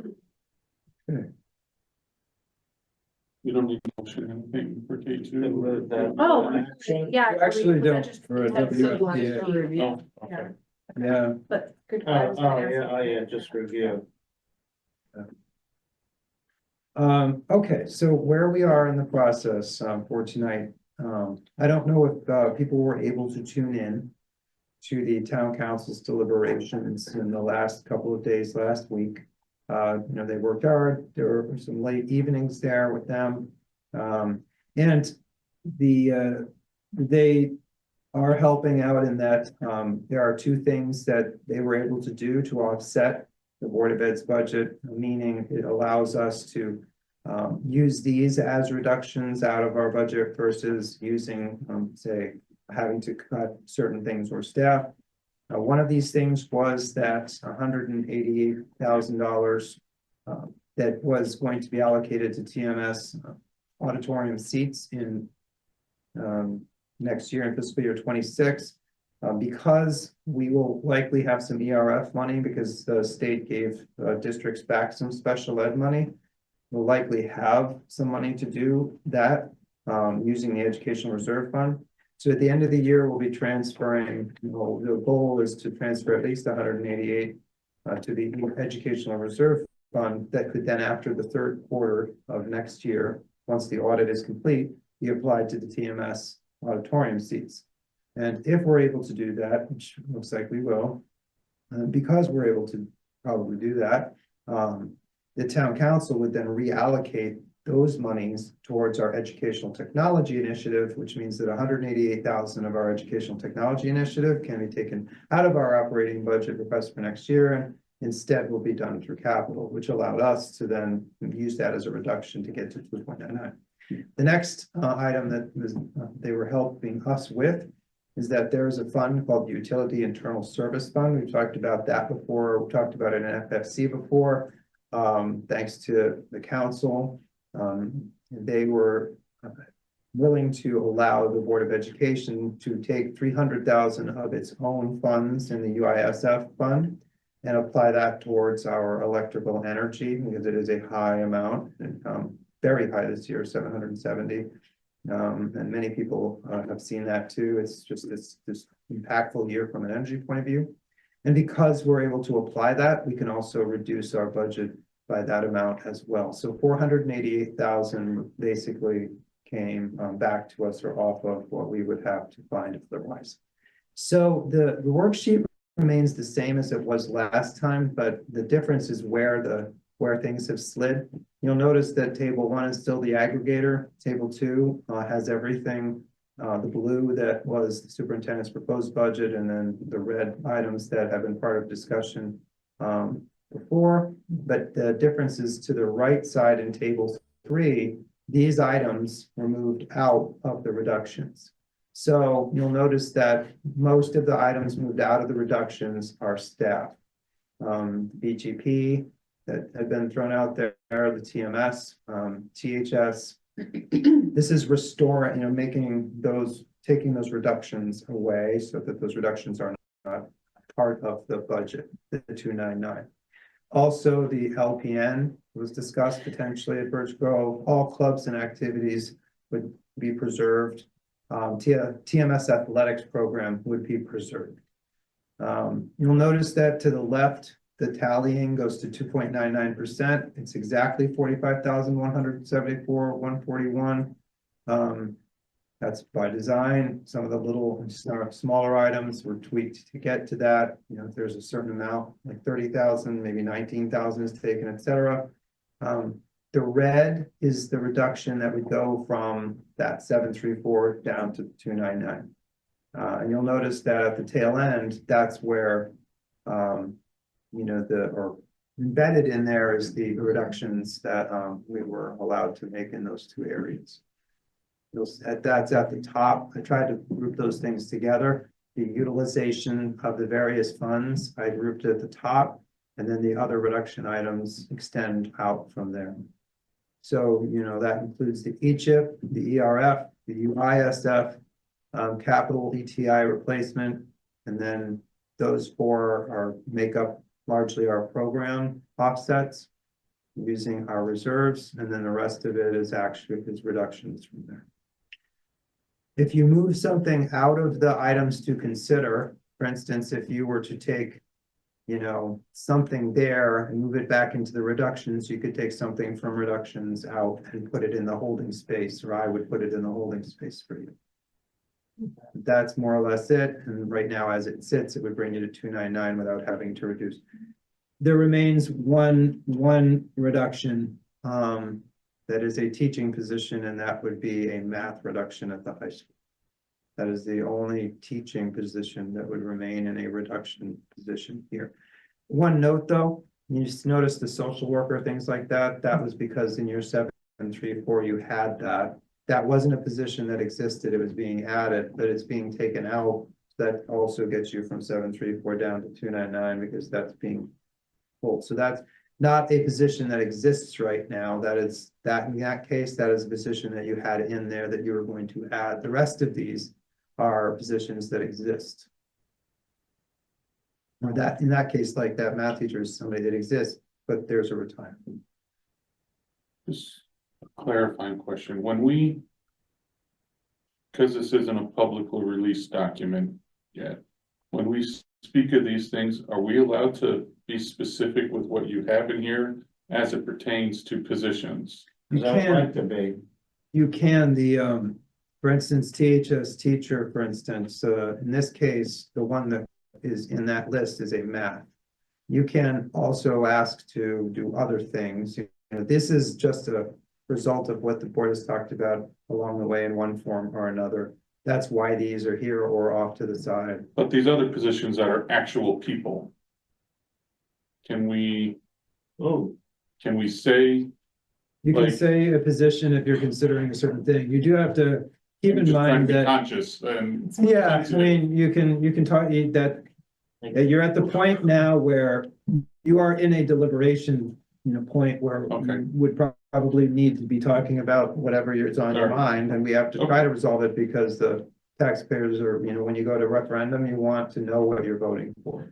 So at some point, we have to take it from where it was at and move it to tonight. For instance, if you were to adopt these reductions, then I would be publishing a document that officially says these were the reductions. Trying to be sensitive to people's But positions. everybody you do talk about will be afraid of Right, that, and it does create a undesirable situation.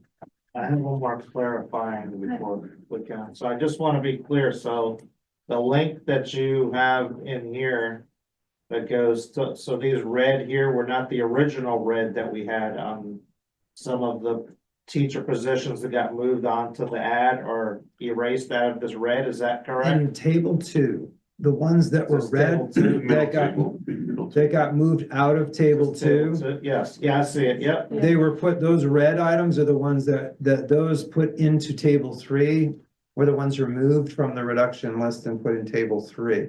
The ones that are black Table there, three, yeah. so across the top, there's table 1, 2. Oh, okay, okay. So that- basically, the tables are, table 1 is an aggregator, just it'll change as. No, no, I'm 100% good right now. All right. Thank you. One thing to give out, the SRO and the medical supplies, you. those were not in that list before, they're just. You know, things you can decide to do one thing or the other with. There is, to clarify too, because this was something I think was a little confusing for people. Originally, there were 2 SROs that were part of your 734. This is 1 SRO remaining, a full-time SRO. Right. So that's why you have 1 in the table 3 and 1 in the reduction list, is because you had maybe 2 happening and now it's only 1 happening, unless you were to do something else.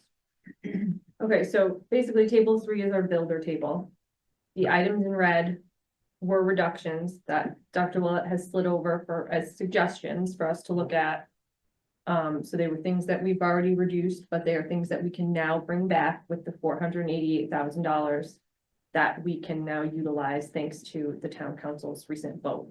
So why don't we start with, I don't want to move things in and out willy-nilly to start. Maybe we can just start with questions and discussion and then see where we are before we start moving things around and making it too complicated that we might have to take a recess for. Okay, so, does anybody want to start with a question? I got a question. Okay. Why, looking at what you moved over into table 3, the saving the 1 THS teacher, possibly art, retiring, not replacing. Why did you value that over not replacing the math teacher? What was The your art thought is a process? much, well, first of all, remember that it's based on conversations that have occurred and information we've gathered. Anything in art is very hard to schedule, but there are fewer options. And if our art teacher is removed, even if we can't replace an art teacher, it very much limits what they were talking about today, the UAs. The unified arts classes that people are able to take, it creates a very narrow set of sections. It's not ideal for a comprehensive high school. So that's why that one would be potentially difficult for them to schedule around losing another art teacher. And they have already lost some art teachers over the last few years. And how is losing a math teacher gonna affect us? You know, not losing any teacher is not a great thing. Sure. But the average class sizes are fairly decent in that area, and that the sections would be able to be run. Again, I'm not saying that anything is preferable, but right now, from a scheduling point of view, it would probably be more difficult for the high school to lose an art person than the math person. Can I just want to build on Sure. your question. So,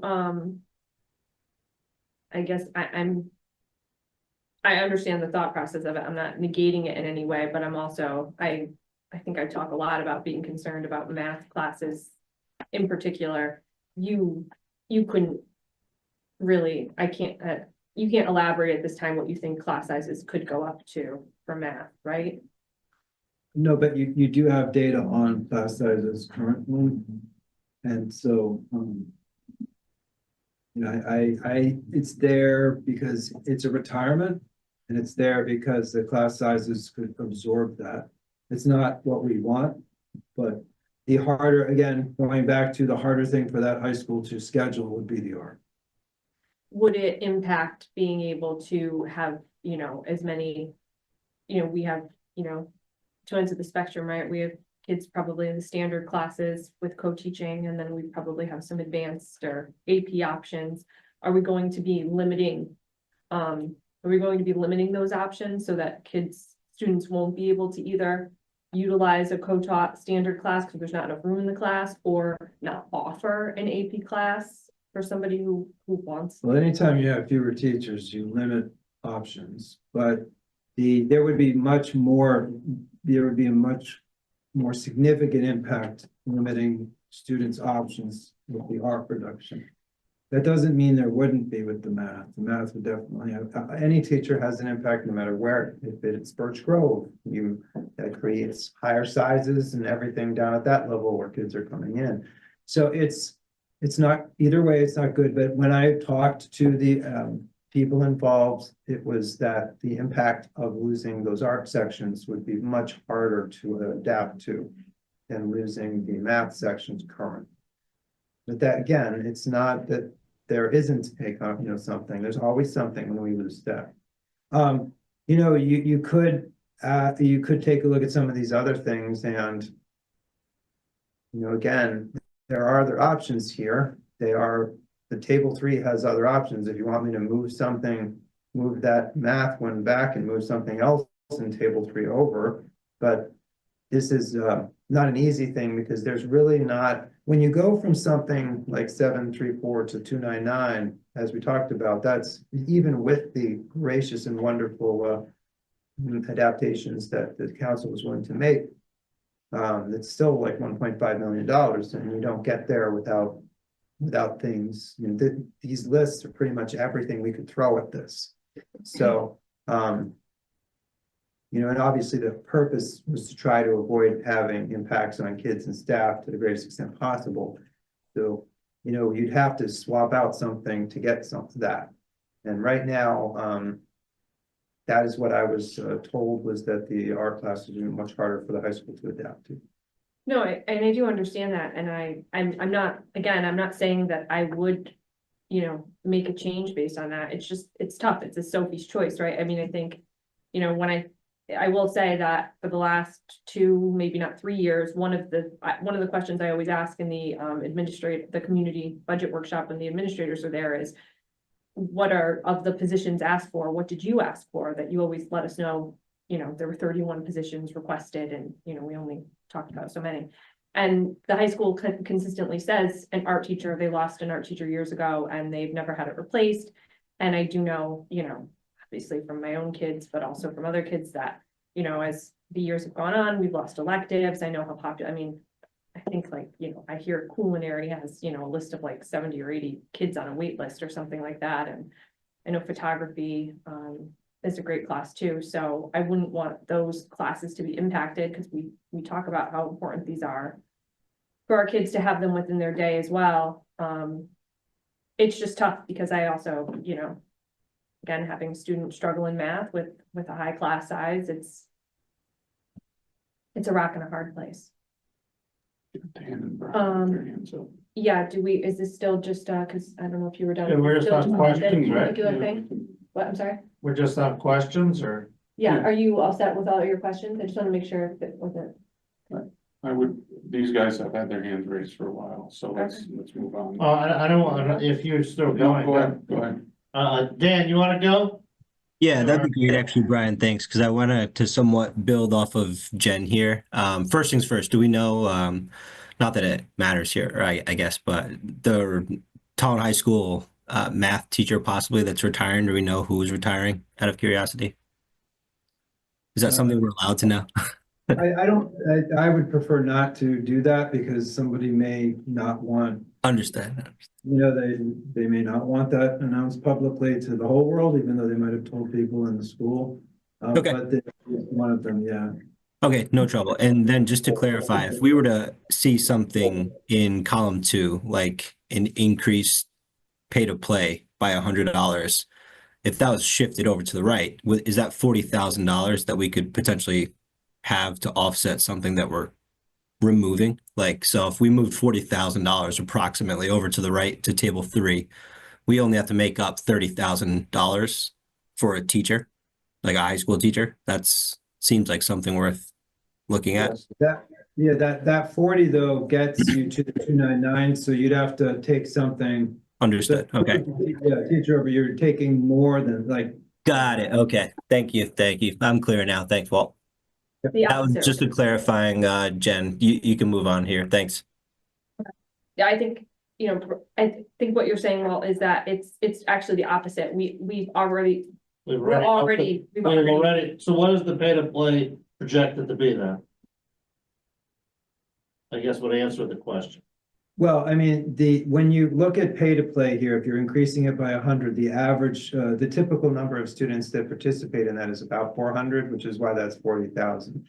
Well, that's what, Yeah. I guess I just But wanna make the sure that overall- we're increasing it $100, is that correct? Well, if you For choose this. to do so, yes, but that Okay. was one of the things that was discussed. That's why it's in there, but yes. Yeah, Okay. You'd be increasing it from 200 to 300. Okay, And, again, we went through some of that last time we talked, that the actual costs, like if everybody split everything and they were paying for everything, would be about 1,000. no, I understand that, I think I think we got caught in a very bad situation with this pay to play with, living high in the hog with COVID and everything's paid and all the buses are free and all this other stuff that's going on, and that all of a sudden now we're hundreds of thousands of dollars in the hole from a variety of reasons that the money's just gone and it's not longer being funded to us. That I think we need to keep up with inflation as officials costs go up, transportation goes up, the stipends go up. So we can't just be at a cost from 1985, regarding these activities, so. That's just my personal view and I'll leave it there at that. Can I ask Yes. a couple others? Thank you. So I know in the other, in the monthly financial report, you said that we were, contracting out custodians.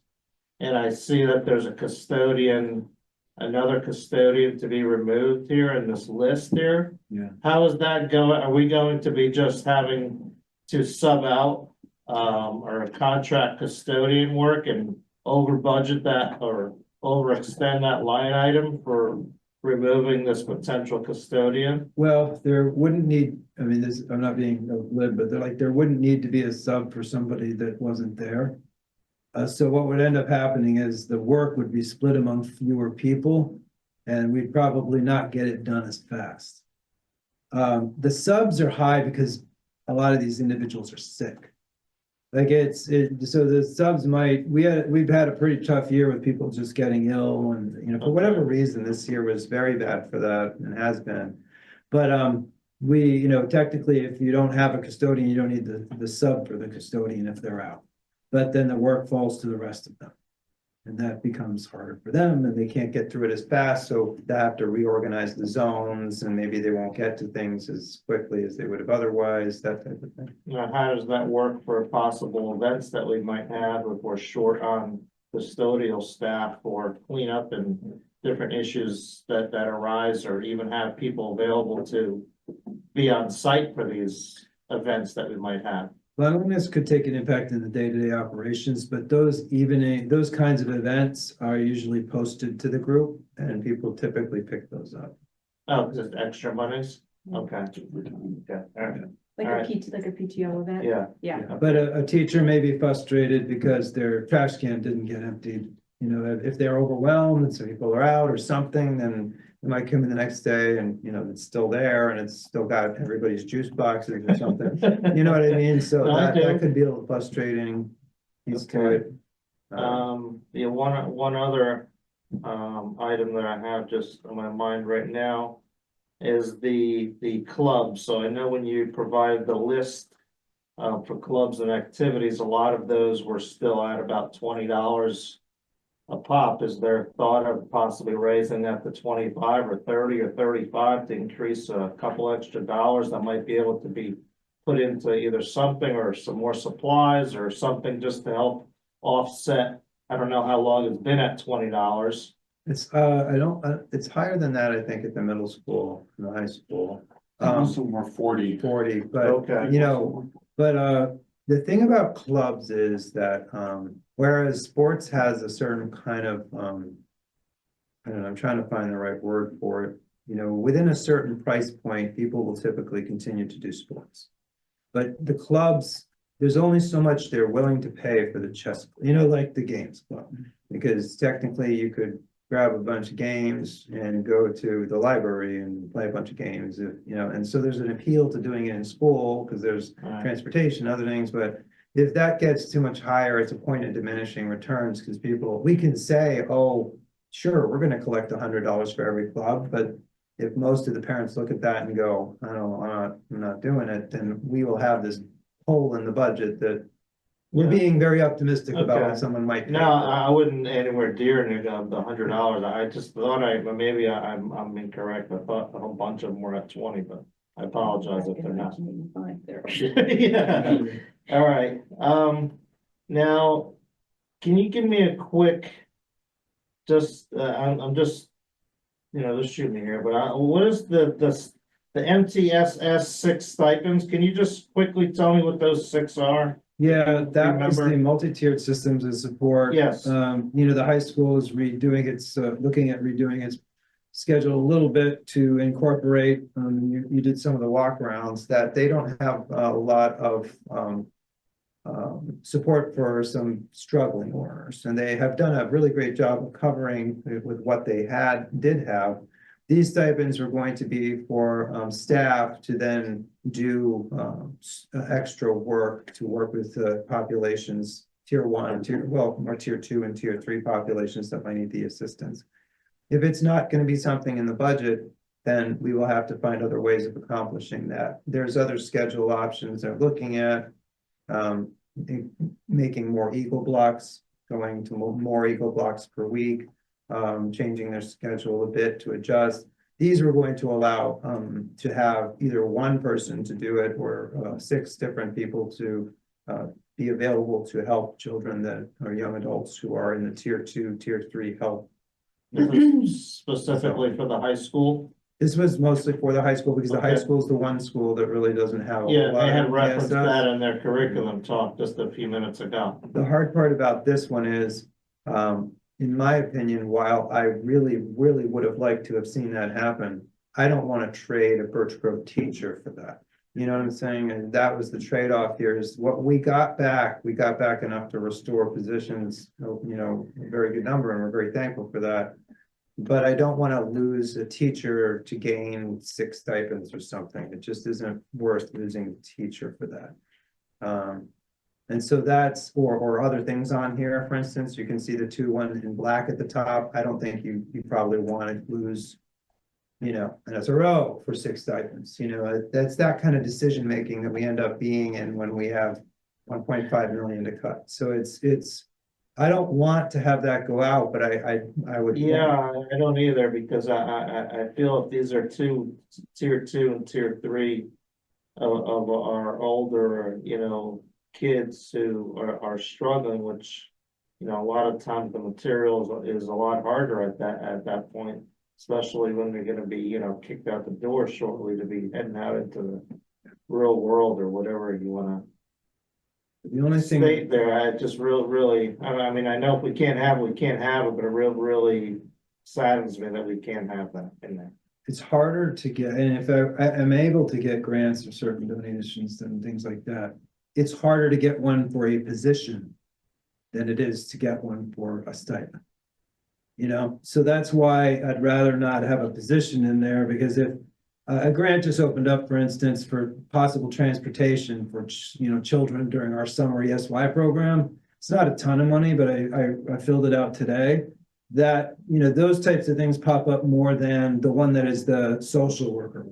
That, that I completed that gave us a social worker for a couple of years. Those are few and far between. But the ones that are for smaller amounts, yet, that sometimes you can get a stipend or 2 out of, those are more frequent. So that's the other reason why that's there versus, say, a position, is the chances of something popping up somewhere along the line that would allow us to write a grant and cover that are greater than something coming for a position that would not be in perpetuity. Not funded by grant in perpetuity. All right, I'll just pause right now. I just wanted to build off 2 things Brian said. The first one is, do we know to what Brian was talking about with maybe increasing clubs by even just $5 or whatnot? Do we know how many paid clubs that we have right now to even talk about whether or not Yeah. that would be a substantial enough amount of money to do anything Well, with? I provided that info last time. I can go dig it up again, but you may remember that you don't collect the expense out on clubs, and what you collect on clubs with the amount you have now is somewhat paltry. So if you increase the price of clubs, I don't think supply and demand curve, you're going to collect more. That's kind You of what I don't was asking, collect is the it full worth amount, doing the it? parent We weren't covering stipends. Parent Right. guardians are not paying the full, all of Make it more, now, We're probably gonna get. for a variety of That's- reasons. You're not probably going to collect more by increasing the price of clubs. Clubs aren't on here because they're an unreliable source of revenue in that situation. They're not going to be, you're not collecting the full amount now anyway. No, They don't and cover I the full do cost. understand, like I brought up last time, but it would be limiting, because like my son is in 2 clubs that he's not even attending right now, but should the price of one of those be too much, he wouldn't be in those clubs anymore. Yeah, it's a While he was tricky one playing to a do that sport. with, because I don't think that as that goes up, especially in the next couple of months, into next year with some of the things that are going on, I don't know that people are going to. I think you could have a effect where fewer people will even sign up. Yeah, but in a different world, I would like to look at that. Is there, so I know we had 60,000 for the MTSS at the high school. We could still, if we, like you said, if there was a grant, or if there was, money that freed up somehow 10,000, 20,000, we could still do some things at the high school. Like, do we need that full amount in order to do any of this at the high school? I mean, ideally, it would be at that amount, but if there is something that comes on, the radar, it would be something we would go for right away, and there's more likely something to come up on in that kind of area than other things. But, again, we're doing what we have to do to reach the cut point of 299. There's no easy way to reach this cut point. It is miserable to do this process, and there's just no good way to reach it. I will say again, it was great that the council was able to be supportive with that, and we're benefiting from it. The rest of these things in here, there's just not a lot of other options. All right, Jaden, did I see your hand go I was up? gonna comment on something you just said, but then he answered I'm doing math over here, so I'll have some questions for you in a minute, but he answered the question. Thank you, though. Okay. Anybody? I wanna hasn't talked yet? talk about your play real quick. Go ahead. So we added the $100. So right now at the high school, the general fee per sport is $200, and at the middle school, I believe it's $125. The family cap is $700. So that would change the high school to $300. That would change the middle school to, if those rates were still the same, to $225. According to Yeah, the student handbook. where we'd be getting most of it is $100 increase to the high school, because you get the greatest number of participants there. Probably be a small adjustment to the middle, but your high school is where you're making up the majority of that money. It's gonna be high school parents, high school athletes. The vast majority. And I'm making an assumption too, we take a chance, because it's possible that if you have multiple kids in the system and this goes up, you might not have your child participate in all of the sports that they used to. You might then say, well, you can only choose 2. Right. And I think that could, then if that starts to factor, then you lose the benefit of it'll go down, because costs went up. Two sports. People Does the desire to family do it. cap adjust at all or not? We weren't going to make a change, but we might have to. That wasn't discussed yet, but I think you would have to adjust that. If you're it expecting. wasn't to collect extra money, discussed kind yet. of. Yeah, excuse me? It wasn't discussed. All right, So right now, it's just increasing the price without Because the modifying. family, When do we family cap discuss doesn't, that? well, the family cap doesn't necessarily affect everyone, But increasing pay to play for everyone would still bring you additional funds. Like I won't hit the family cap, because I'll just have one kid in the high school. So you already said you have two kids, you have two Yeah. kids playing two sports each. I'm just 1,050. saying, so but I wouldn't necessarily hit it, but I will still be paying an extra $100 towards You're the gonna- thing. So I mean, we can obviously talk about that, but I just think that goes back to the same concerns with clubs, because now if you're gonna say that parents have to pay up to $800, you might actually have them dropping out of the sport rather than, you know what I mean? We're still collecting we're collecting $700 from them. If we raise it, we run the risk of them just saying, okay, never mind, you're not doing basketball, and then they're actually paying less than $700. Right, So you may lose it's just, participants. it's those the kinds higher of, it it's the same kind of thing with the club thing. We raise it up, we may then have people doing less clubs and also not paying as much for clubs, so. That would be my concern with the family cap piece. The 700 is still quite a hearty amount. Trying to think in my case, for both of my boys, I pay $1,050. If there wasn't a family cap. For their individual sports.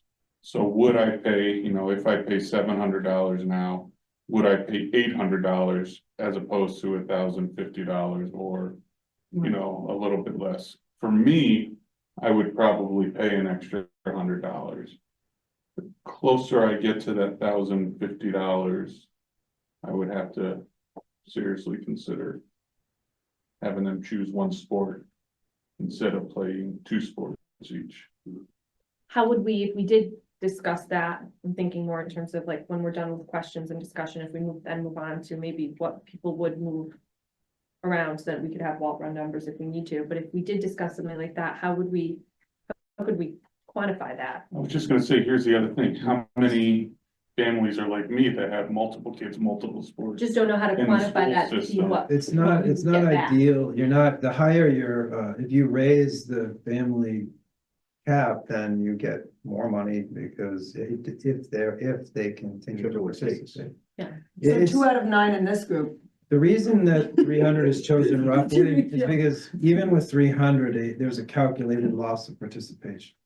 Because we have more than 400 participants, not a lot, but assuming that you lose a certain percentage of participants every time bring up the cost, this is being a little conservative in that it's assuming you might lose 60 and there'd still be 400 participants and, Do we know how many families hit the family cap? I mean, is that a number that we my could head, pull? I'm not sure, but it's probably 20-30% of that, something. When every year at the administrator or the community rounds, the first stop I go to is with Mr. McCluskey, and he's always talking to us about the unique, you'll have to help me here, there's the athletes enrolled in a program, but then there's also unique athletes, the athletes who are doing multiple sports a year. Do we know what the numbers are of athletes who are participating in one sport versus unique athletes who are? No, I just know semester, or each season you're at around that 400 something. Gotcha. I bet you Mr. McCluskey. Oh, for knows the that season. information. He had that information for us last year. Right, so it's there. All of the seasons, you're at like that. For the year, 400 something. Entire year, is what, Yeah. 700? 700. So if there was no cap for my family, I would pay over $1,000. But For one there's a cap at 700 for the year, For the But all there's- school, right? middle school and Middle high school. school, yeah. Okay. But there's a family cap in the district for 700. They do multiple sports for that, right? Multiple. Yeah, kids. both boys are in two sports each. I think that's a steal. I mean, I paid $500 for 12 weeks of flag football Where are you Yeah. going for that? at Star Hill. Star Hill's And I do expensive too. baseball, and I do swimming, and I pay thousands, $700 I mean, for sports people, I don't think, for an entire from September to June, I think is a hell of a steal. But But it's also combined with our taxes. Yeah, well, I don't have, I have kids in Birch Grove and TIS, I don't have an option to just pay $700, I gotta write the check for the big dollars at Star Hill or wherever And else when my to kids get were my. your age, I had to thing. do that as So that's well. what I'm saying, I think you're saving quite a bit of money once you get up to the upper levels you're doing, and you're having better coaches and officials and everything else. Versus me, I gotta just find a place to get my kids involved in and pay the going rate. I think that's the difference between a public school system and a private. Yeah, Part of entity. it is Yeah. equity too, because in a public school system, you're trying to give every kid an opportunity to play. And I think, for instance, I've been fortunate in that my kids that want to play things typically have been able to afford that. It is more expensive. A swim team can be 1,100, that type of thing. But some people don't have that option or opportunity, so the public school system may be the only place the kids get a shot at it if there's a certain demographic. The other piece is that what's happening right now is your average parent guardian, which I'm sure you're all painfully aware of, if you have kids, like I had 3, you're getting hit with something every day. It's the field trip, it's the ECE course, it's like 250 here, the AP class is like another 200 there. You got 300, 300 and 300 and, for these sports. And then, it really adds up and parents do have a hard time with it. A lot of parents are in that sandwich generation. They're helping their parents, but they're also trying to pay for their kids. And so it is hard on parents. The more fees and more things, even if the school system offsets it, there's a lot of other things that are constantly drawing on them, even the food. So it's one of those things that they would have to start making possibly choices. The higher that amount went, they might think, well, you can't do all of this. You can only do 1 this year or 2 or something. I could see that happening based on all the burdens that people are already absorbing. And there's 2 things I think of when we talk about equity too. Number one is that, there are a lot of parents who can't bring their children to the outside. Actually, like when I was a kid, I was on the high school swim team. My parents didn't come to my swim meets. That was something that was my own. I didn't have parents that could do that. So I think that there's probably a lot of kids who, go to baseball, they get on the bus at school, they come back to the bus school, the parents can pick them up later. They can't run them to these travel sports that we're paying thousands of dollars for and in different cities and towns and states. And then there was another equity piece I just thought of as well that. Oh, when we talk about high school sports too, yeah, I'm paying whatever I'm paying for baseball, but I'm also buying, gloves that are expensive and baseball bats that are expensive and baseball gloves that are expensive and all of those things too. So it's not just simply really the fee, is also all the equipment that you have to provide. that goes Even into college it. applications, you Oh, gotta the drop college serious piece as well, dollars every application. If your child applies to 5 or 6 schools, you're dropping hundreds. I'm not saying I'm against raising a cap. I'm saying that it's hard for me to think about doing that when we can't qualify what that would actually save us. That's where I come back to. I don't know how that helps us with this discussion. Well, and anything like that too, a lot of things that you're doing, you're taking a risk, Yeah. but I just want to give people an idea of what people are paying. No, So I thank you. apologize. All right, I feel like I saw Reenie's hand, you haven't spoken yet. I just wanted to maybe just check with Bill, like, in my mind, I'm like, well, you're gonna go with $100 per sport. Like, what if the cap just went up like 100? Like, not excessive, not like, oh, let's increase it 300, but maybe like if the cap went up 100 so that you can maybe take advantage is the wrong terminology, but realize the additional income from raising it from pay to play from 200 to 300, right? That's all I was kind of like thinking in my mind, Because we're already saying we're gonna increase it $100. If you have kids in 3 sports, that's $300 maybe. So now you're, over the cap, so we're really only gonna get $100. It seems like you'd almost have to increase the family thing a little bit. Maybe not a lot, but maybe a little bit. In order to capitalize on this. And again, it's all about, do you have multiple families with multiple Right. kids in That's why I don't multiple know how to sports? quantify It's it, yeah. a complicated process. it is, and you'd probably, yeah, you get a better return out of increasing the family cap too. But I guess that's why I'm so curious about how many athletes we have in, you know, in households. To Jen's point, Sereni's point, and to Bill's point, everyone's making good points right now.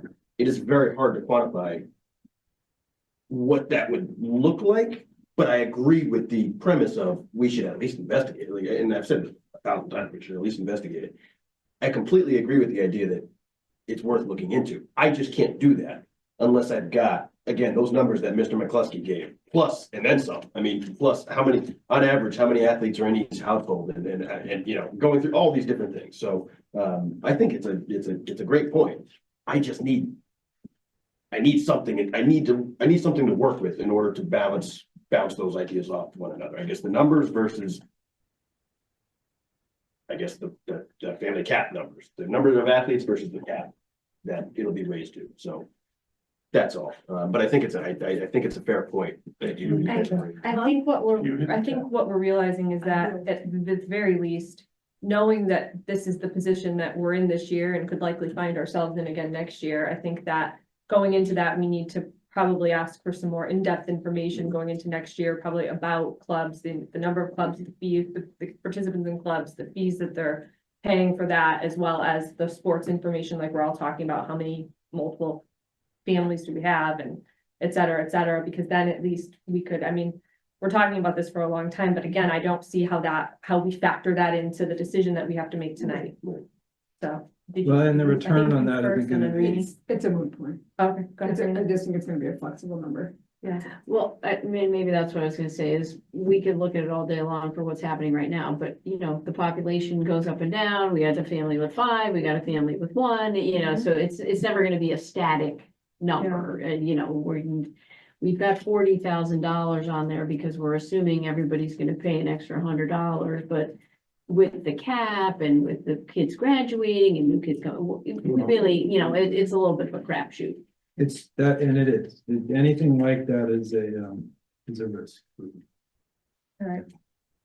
We can always come back to this if we need to deliberate on it. I think that's What 3 else? times reading I agreed today. Just writing that down. I mean, like, even in the last 5 years. Yeah, I just want to check with, Katie, you're the only person that we haven't touched during the discussion. I just don't want to leave you. No, I don't have anything to say right now. The only thing I had been curious about really was the math teacher and if that's poses a programming issue for us. And, I understand the discussion around, capping for people who have more children. It's a good discussion to have, but I think that it would be a nominal increase in savings or, revenue. So I don't want to get too bogged down in things like that. But I also don't want to, I want us to be cautious of anything that's going to really change the experience that the kids in our school district are having. And I think that we have the right focus with what's on this list right now.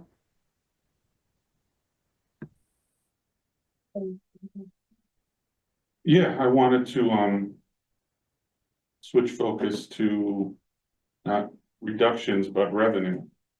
Now, the solar discussion that we had, that's not realized revenue until the 26-27 fiscal year, because the thought process is if we approve that in the coming meetings, that construction won't start until the summer of 26. There are quite a few things to work out. To work through that, so that revenue from that wouldn't be realized for another year. Yeah, it's not something we can count on here. Right. The other thing is, if we opened up open choice, Well, and it depends on how far, but right now, it's not going to be a major game changer for next year, but if we do that as a regular practice over the next 5 years, it would. It's that right now, it's been kids coming in K2. And we've extended that to like K5. If you extend it to K12, then you'll definitely get more each year. when did we extend it to K5?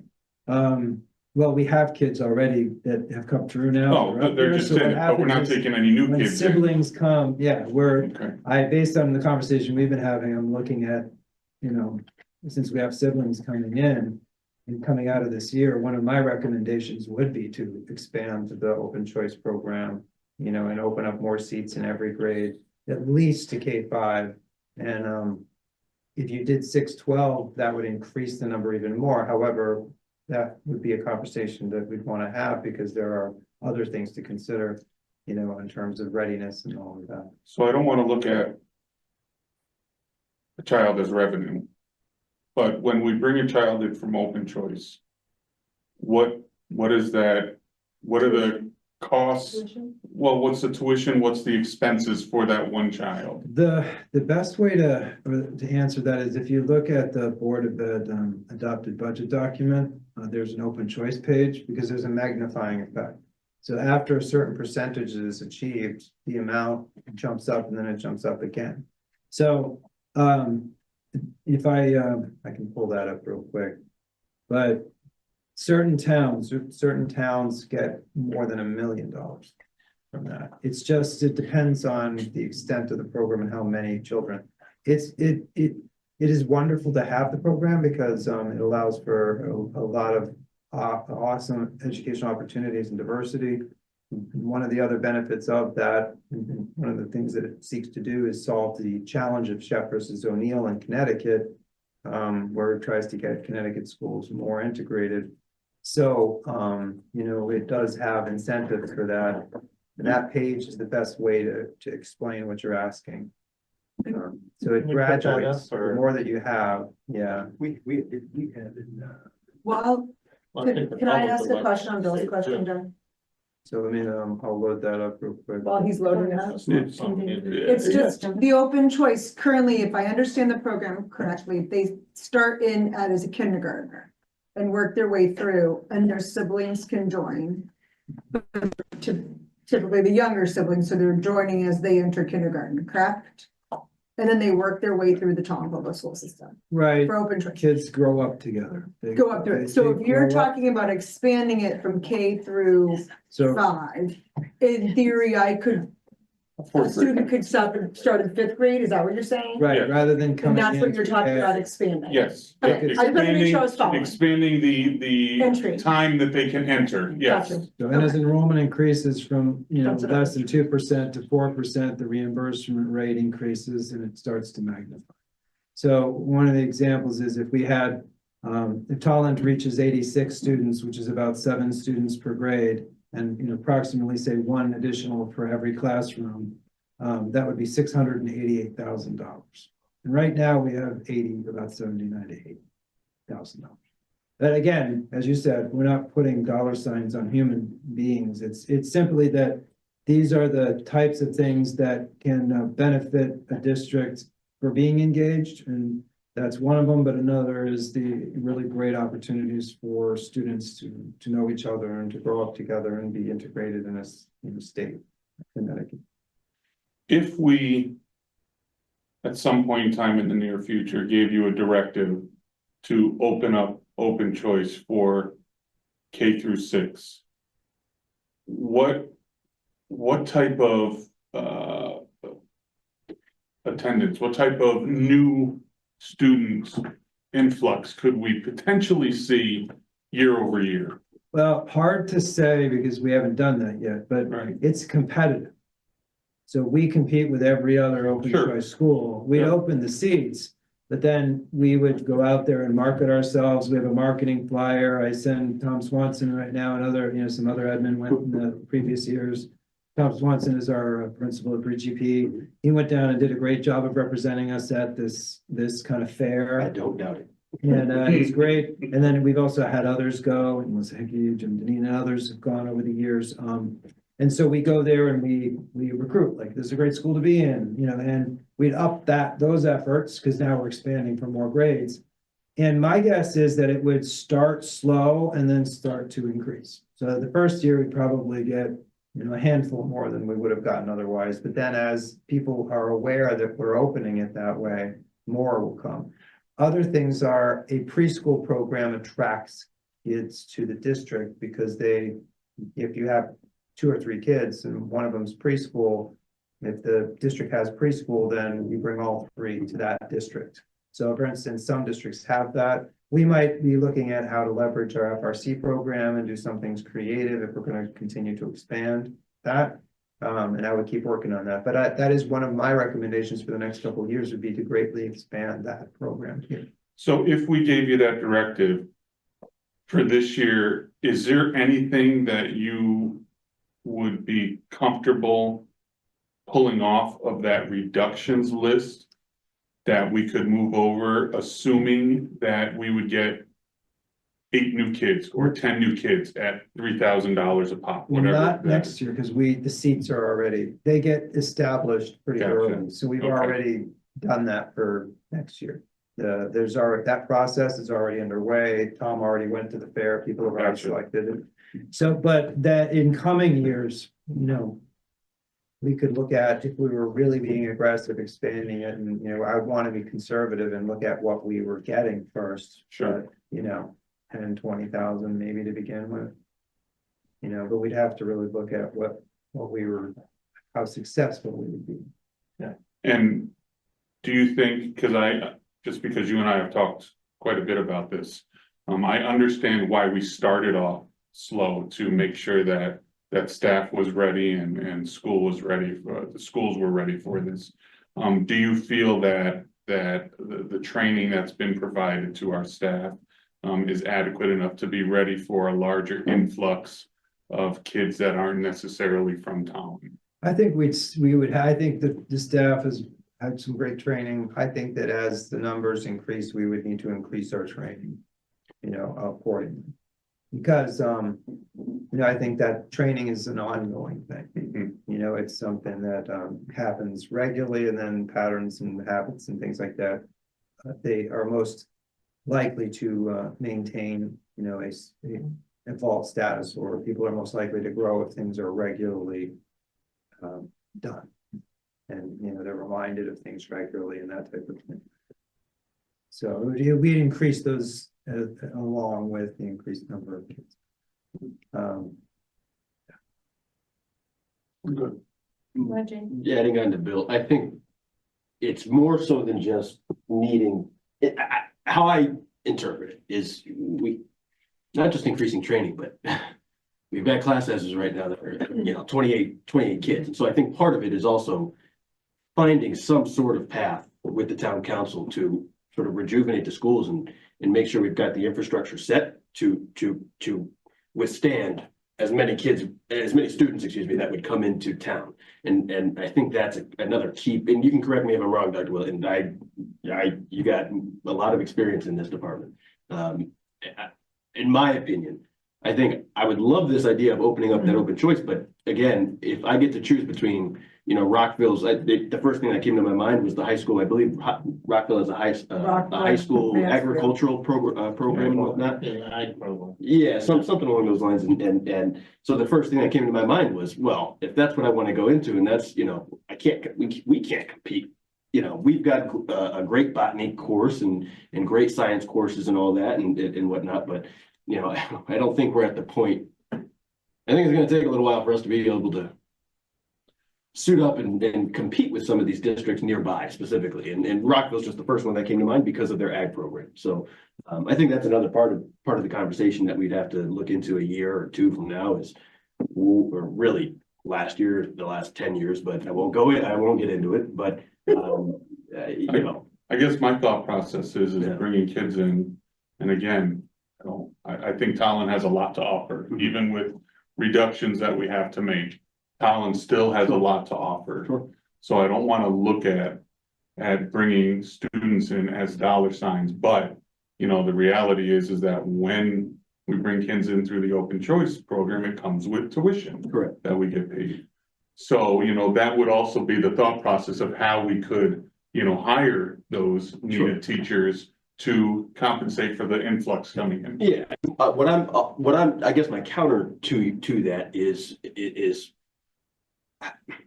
if that infrastructure isn't already in place, why would I choose to go there?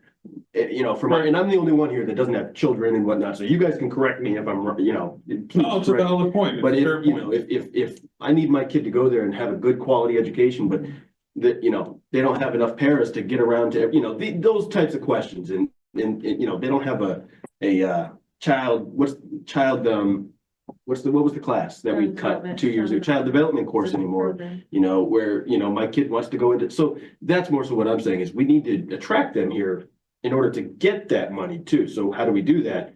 Well, we build up our school district, you know, as this board every year, you know, tries to deem fit. And so, I think you guys are at a place of, there's two ways of thinking. If you build it, they will come, or if they come, we will build it. right. And the. Well, and I'm not saying if they come, we will build it. I'm saying, yes, we've taken away a number of things over the last number of years.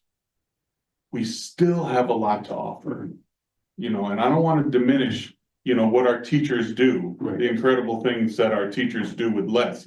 I don't want to diminish that. We still have a lot to offer. Bingo. And I still think that even with where we're at now, we are still attractive. Are we more attractive than other places? No, we're not more attractive than other places. But, you know, we can leave that on the parents that are entering the open choice program to decide. So, you know, I think our first responsibility is to have seats for them. And, you know, and I'm not saying that, you know, bring them here and then we build up. I think it's a combined thing, you know, a plan. But if we don't have a plan for growth, we're just gonna keep shrinking. Bingo. There's gotta be a plan. That's why I was so adamant about grant writers and, you know, having a plan for grants, having a plan for bringing additional revenue. I think the solar is a great thing. That's additional revenue coming into us.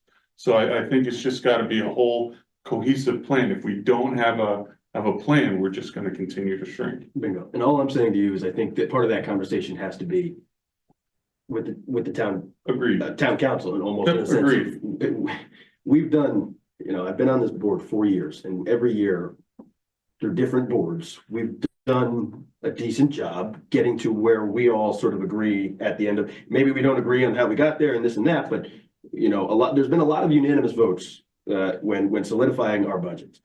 I cannot say the same. We can't say the same for, you know, the council and whatnot, even though again, they show a due diligence and a willingness to work and find these solutions. So I just think that I love the idea of these conversations, the solar, the open choice and whatnot. What does that look like? I think we should investigate in, you know, moving forward, you know, in the next, whatever it is, few months, few years, whatever it is. But I agree with you, waiting isn't, you know, not gonna do as much, but I just don't think we can do that on our own. I mean, there's some things like the open choice I would recommend, and I think it would be a good thing to expand. You know, and we had a few tough years because we had a crumbling foundation issue and we had COVID, so we will have probably a better 5 years than we had. Having said that, we also have a lot of cost avoidance programs that have developed over the years that are excellent and have done exactly what we wanted them to do. Otherwise, the damage would be more. But I think that there was a feeling on the board side that long-term, we probably need to look at the full budget process and how we go through it, sort of, and the council goes through it and, you know, and evaluate that.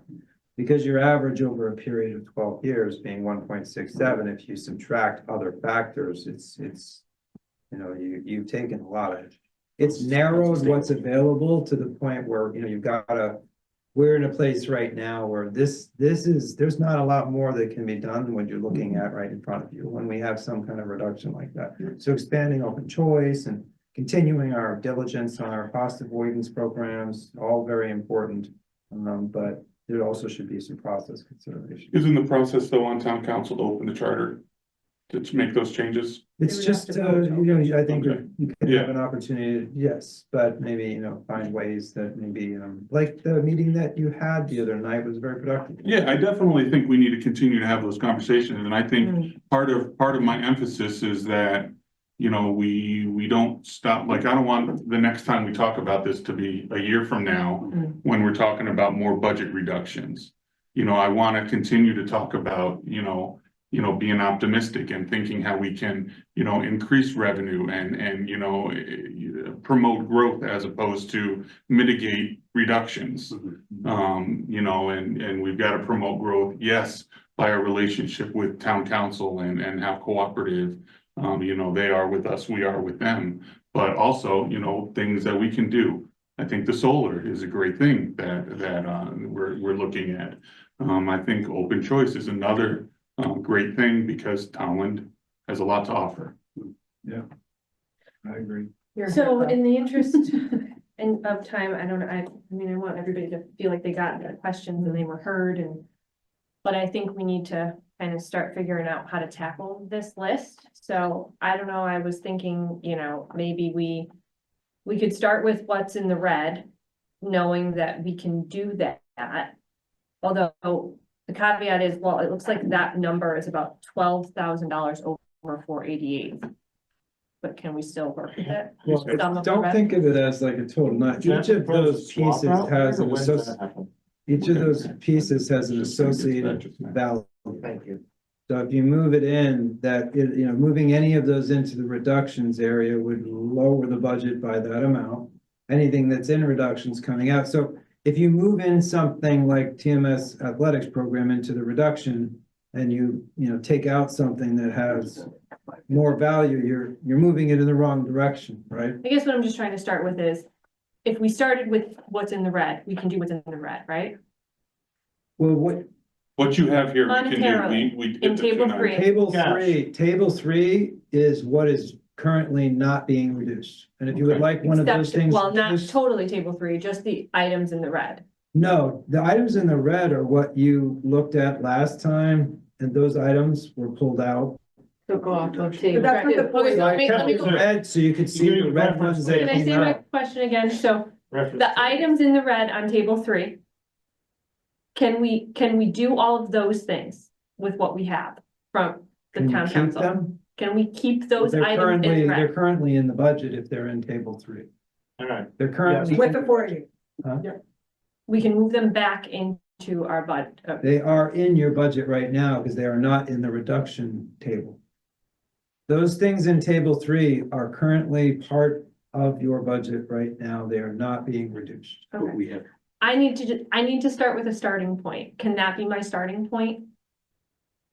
The items in the red well, there's two reds, there's table two. on table red. three. I can change everything in table three just to black if you want. The only reason that's red is I wanted you to. No, I don't want to do that because everything in table three is $580,000 and we can't do that. I need a starting point to start to go around. The only We way I can can do think to that. do this. We can do that.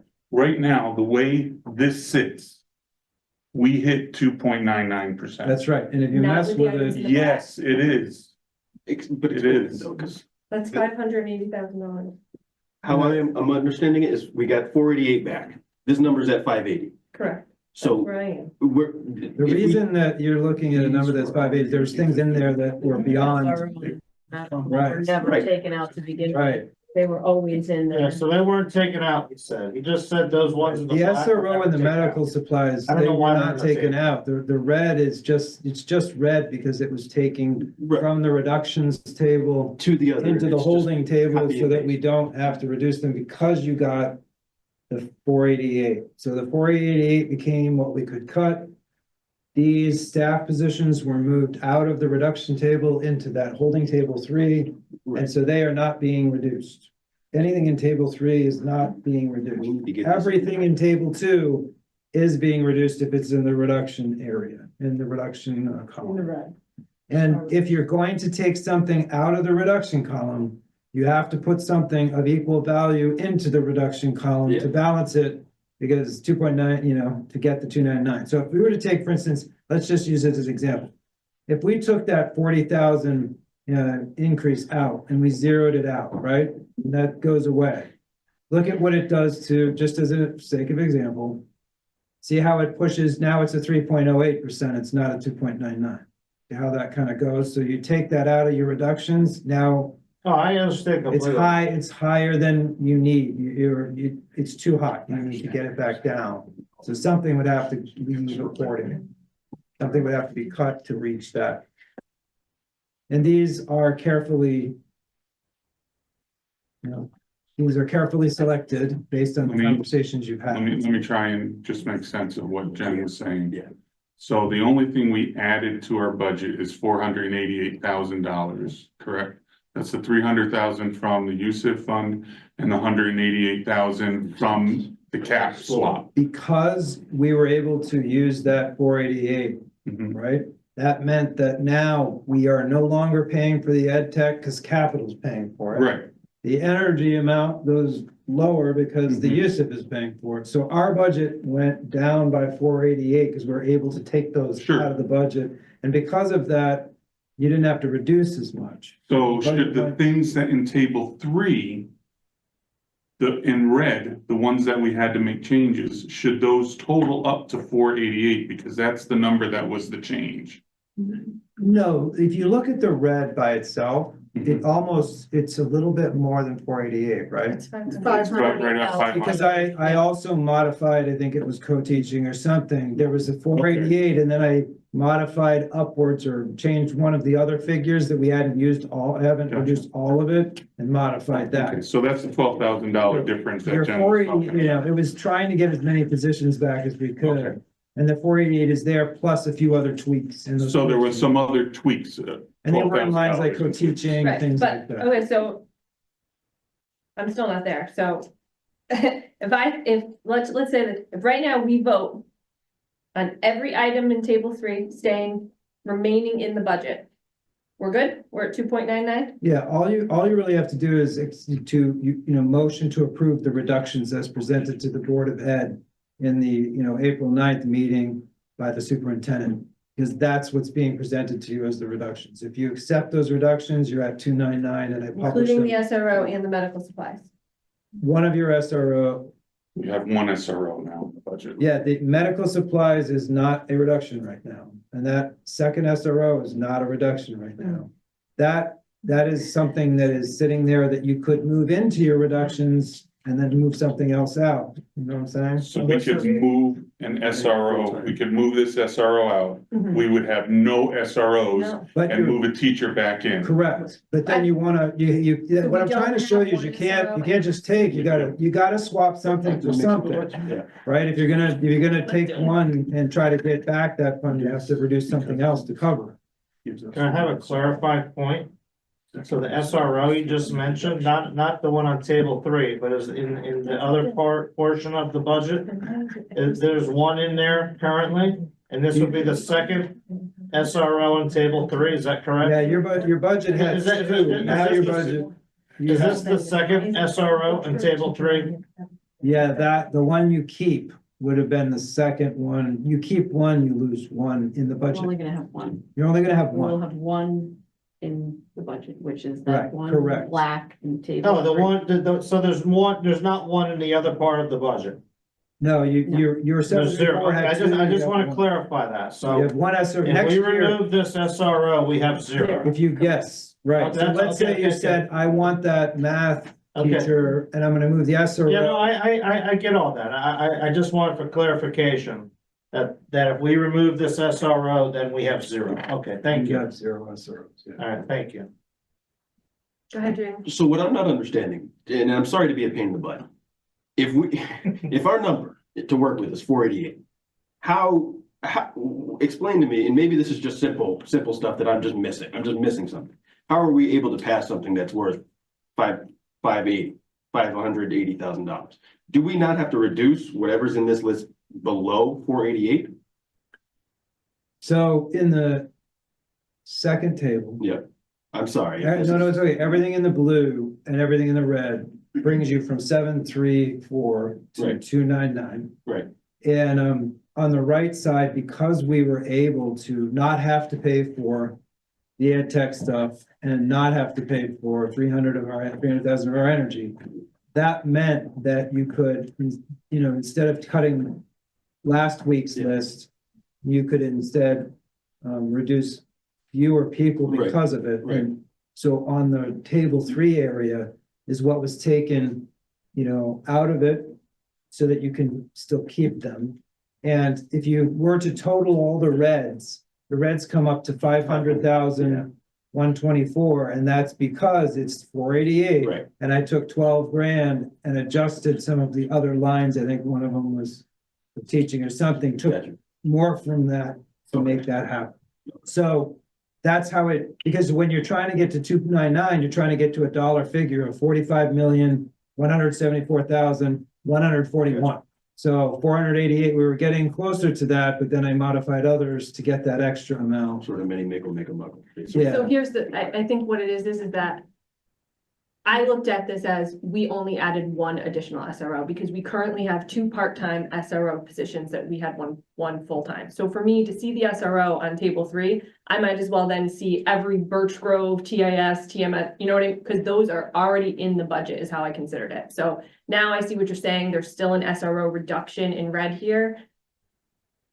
I didn't consider us adding 2 SRO positions. I considered we already had an SRO position in our budget. We were adding an additional. Another way to think about it is that in your budget, you had 2. So in the 734 you were giving up there, you had 2. Right, I didn't look at it And like that. I then looked to at get it to 299, one your new- budget next year has 1. Right, You know, okay. regardless of thinking what you have and don't have, think of the budget Okay. as a collective whole. All right, that changes my thinking on it. Okay, so then let's start with this. Then if we can have everything that's in table 3, why don't we go around and talk about if we wanna. Well, that's what we're gonna go around and do. So if you're good with these, listen, I know none of us are great with these items. I clearly am not as well.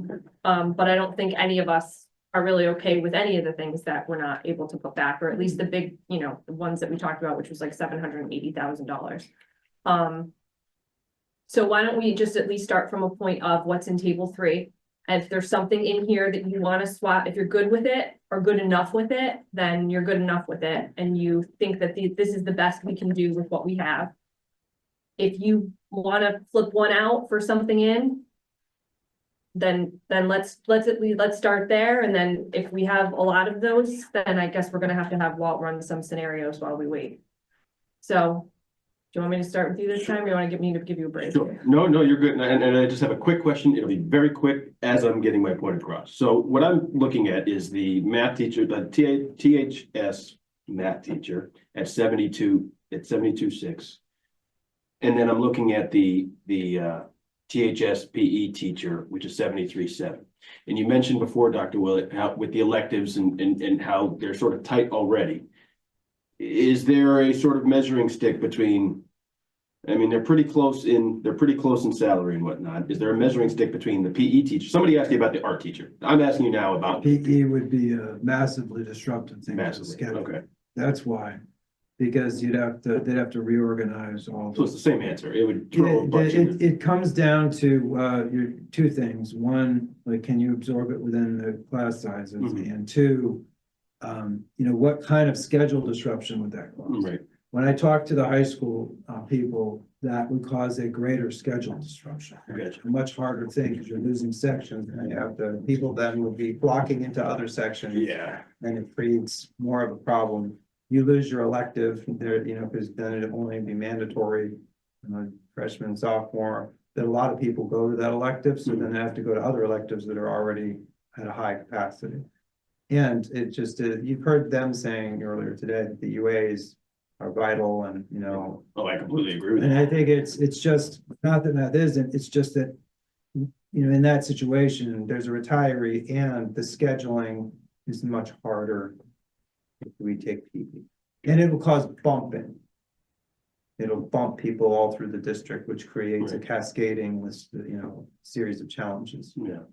People that are not used to working with kids of a certain age level would be working with them and so on. Right. Going from, say, working with 12th grade to going to, even 6th grade or 3rd grade. I mean, it's a world's, that's a world's difference. And so I can imagine. I do not speak from experience. So, there's been a lot of questions asked tonight, and I appreciate everyone's questions because I think sometimes it's necessary to make sure that it's fleshed out. Because if you give somebody this document, odds are they're going to say almost every single thing that was said at this table. So I appreciate everyone's questions. With that, I don't have any further questions. I don't have any further comments other than if this is what we were to pass in this right column, to be clear, how disappointing it is to still have this huge second column where we're losing, again, custodial staff and paraeducators, which I've been talking to you about for weeks and months at this point. A lot of these, trainings and whatnot that I tried to look at it from a business lens because, again, I want to make sure I'm looking at it through everybody's perspectives here because that helps me do the job. And, trying to get an understanding of if staff members didn't get the training they needed this year, And now they're going this whole year without it, but then we have to get it next year because of this or that, and something changes in the state, and now it's double expensive, and all these things. I'm not happy that we're at the situation we're at. However, we're at the situation we're at. And so how do I feel? Right now, I would support, and I know people are gonna have changes and whatnot, I would support what is highlighted under table 3 as is, as long as it's just the 12,000 that you were sort of finagling and not, you know, a whole, 92,000 that it would be the difference between 580 and 488. So in terms of comments and whatnot, hopefully I didn't talk too much, but Just to remember, if you accept table 3, you're accepting table 2. correct. Because But you're accepting that nothing is really Correct. shifting from these. I'm talking about what's being added back. Sure, So- sure. I just want to make sure you, I got you. everybody's on the same page, that that's essentially what you're doing. So that's where I stand. I'm not happy with table 2. I am accepting of table 2 in order to accomplish table 3. There's some verbiage for you. Rini? I would agree with Jason, just like going with what Dr. Willett is recommending. Brian? So, yes, how, what the terminology is. So I'm looking at this, I don't know if you want to bring the teacher, this one teacher for 105, 836 here. Is this the only language that is there, or how does that play into this school system? Yeah, it would potentially kill, it would probably end the languages at the middle school. All of them, or is Sure. just this? We'd have to see, but right now, French would be probably out of the system and then that would, if you don't have a feeder school with that, it also erodes it later. So it'd have cascading effects to do that. You know, you'd have a middle school that would potentially only be one language, and then that French That's program, Spanish. if they're not coming in earlier, then That's there's even Spanish. fewer numbers going in at the high school, and it starts to kill it, and you know, that type of thing. So that's why it's there too, is a comprehensive school system, you know, having only like language is not a great kind of thing to have out there. That's, all right. Now that, you know, you also have to keep in mind, I am sure with all the hard work that's happening right now, and that Hard work where? here and then in council, that the referendum has a really good chance of passing. But if the referendum, you know, for whatever reason didn't, you're back at the table looking at similar things, and these things would be things that you'd have to be talking about. So in your first round of, you know, and I hope it's the only round, you know, I would not go to world language right now as a thing to do right now.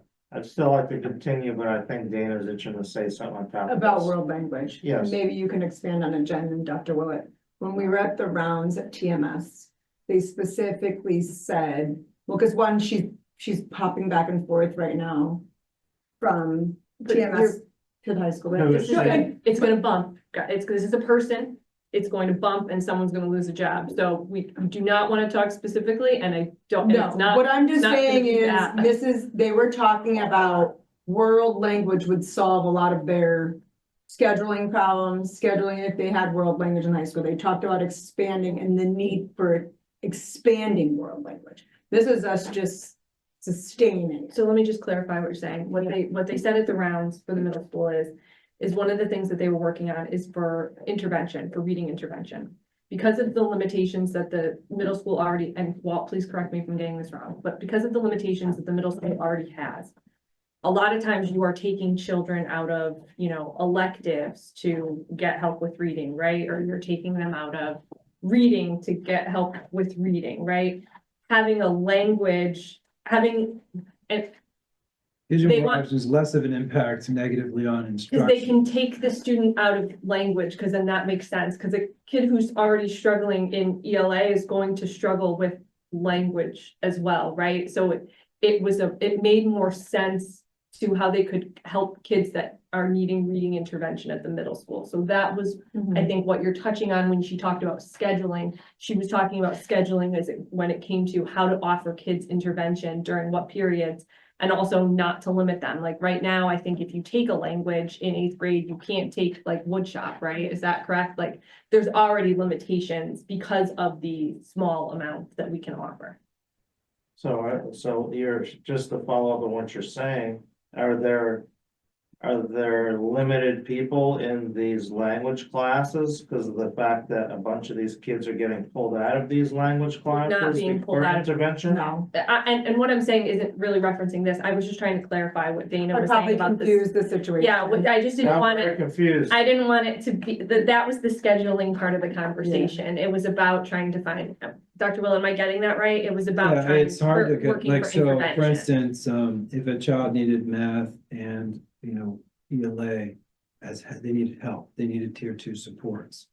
Taking the child out of world language, when they have struggle in ELA makes sense because they struggle with world language too, versus taking them out of something they were excited about, like chorus or band, and if there's no options, then they have to come out of the things that they're really excited about. And it's one of those deals where a kid who's already struggling shouldn't have to lose things they love, like music, in order to get help. They should be able to get help, out of something they might also found a struggle with as well. But the choices become narrower, and then child really would love to be part of the music program, might not be able to be because they have to, that's the only choice for intervention or something. I mean, that's logic, not necessarily how it always falls, but that's the logic is, if they're struggling in ELA, they might struggle in world language. So addressing their needs out of the world language class for intervention makes sense.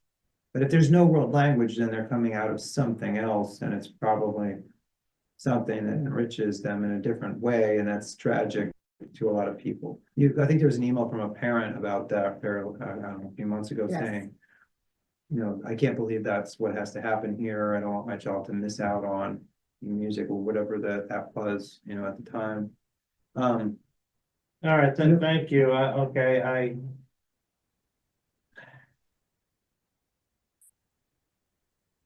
you can go ahead, Bill. I really don't have much more to say. In the reductions list. In the blue section, where we're getting rid of 3/4 of a nurse, 0.7 of a nurse. Well, those are gone. Anything in blue is already. Yep, and then in the red, we're getting rid of another nurse. Full-time, 1.0 nurse. Is that essentially 1 3/4 nurses in our district that we're losing?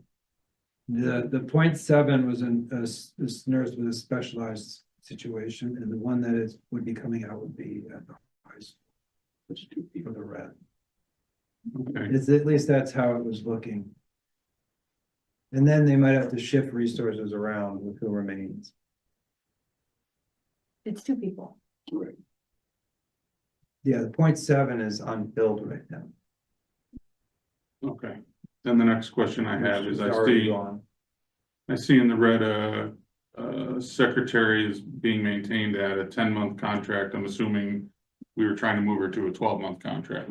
Are there any other positions that we can hold back at 10-month contracts and not move to 12? That's the only one. I'm along the same lines of Jaden. I don't like losing that math teacher. I don't like losing a lot of it, but I certainly don't like losing the math teacher. But That's what I was if, trying to sub out for the yeah, language, but if that sounded like a good idea. it seems like this, table 3 is the best that we can do to minimize the losses. So I would be in support of the document that you sent us here. Dana? First, I want to apologize for, I was trying to communicate how important the TMS team communicated to us, the world languages. So, yes, there was multiple factors, so I apologize if I complicated or confused the situation. I was just trying to impress upon it. We heard it from the students and Ms. Hickey and the world language teachers, how important world language is. French, Spanish, they even talked about ASL. I know that's not the conversation right now, but I wanted to, sorry, I didn't mean to derail that. I'm struggling with all of it, as you guys know, because there's so much more that I would want back. First of all, Dr. Wood, I know this has been painstaking. And I know trying to explain it to us, how you set your graph and your tables, so we understand it. Thank you for being patient. I'm really struggling with the math teacher, and I'm struggling with the TMS, THS, social worker. I'm also struggling, and I guess hindsight's 20/20 and with different things, but I'm struggling with the fact that the Board of Education is a town building. Why does the Board of if there was an SRO, if there was a police officer or some sort of security that was needed in a town building, that should be covered by the town. So I struggle with the fact that that's in our budget. Obviously, I care very deeply and greatly about our students' safety and security. And that's why I go back to that social worker. We go back to the mental health and support with the students. So when I look at losing a social worker at TMS THS, and I look at losing a math teacher at THS, the first line I go to is that SRO. I mean, obviously, Yeah, I know, I was seeing if she was. Oh, gonna make it by motion to go past 9:59. So, a second, Okay. so, I don't know, Jane, I, Rini, yeah, Brian, Aye. Bill, Aye. Dana. Dan. Aye. Katie. Aye. Aye. Go ahead, Dan. okay, so that's where I'm at.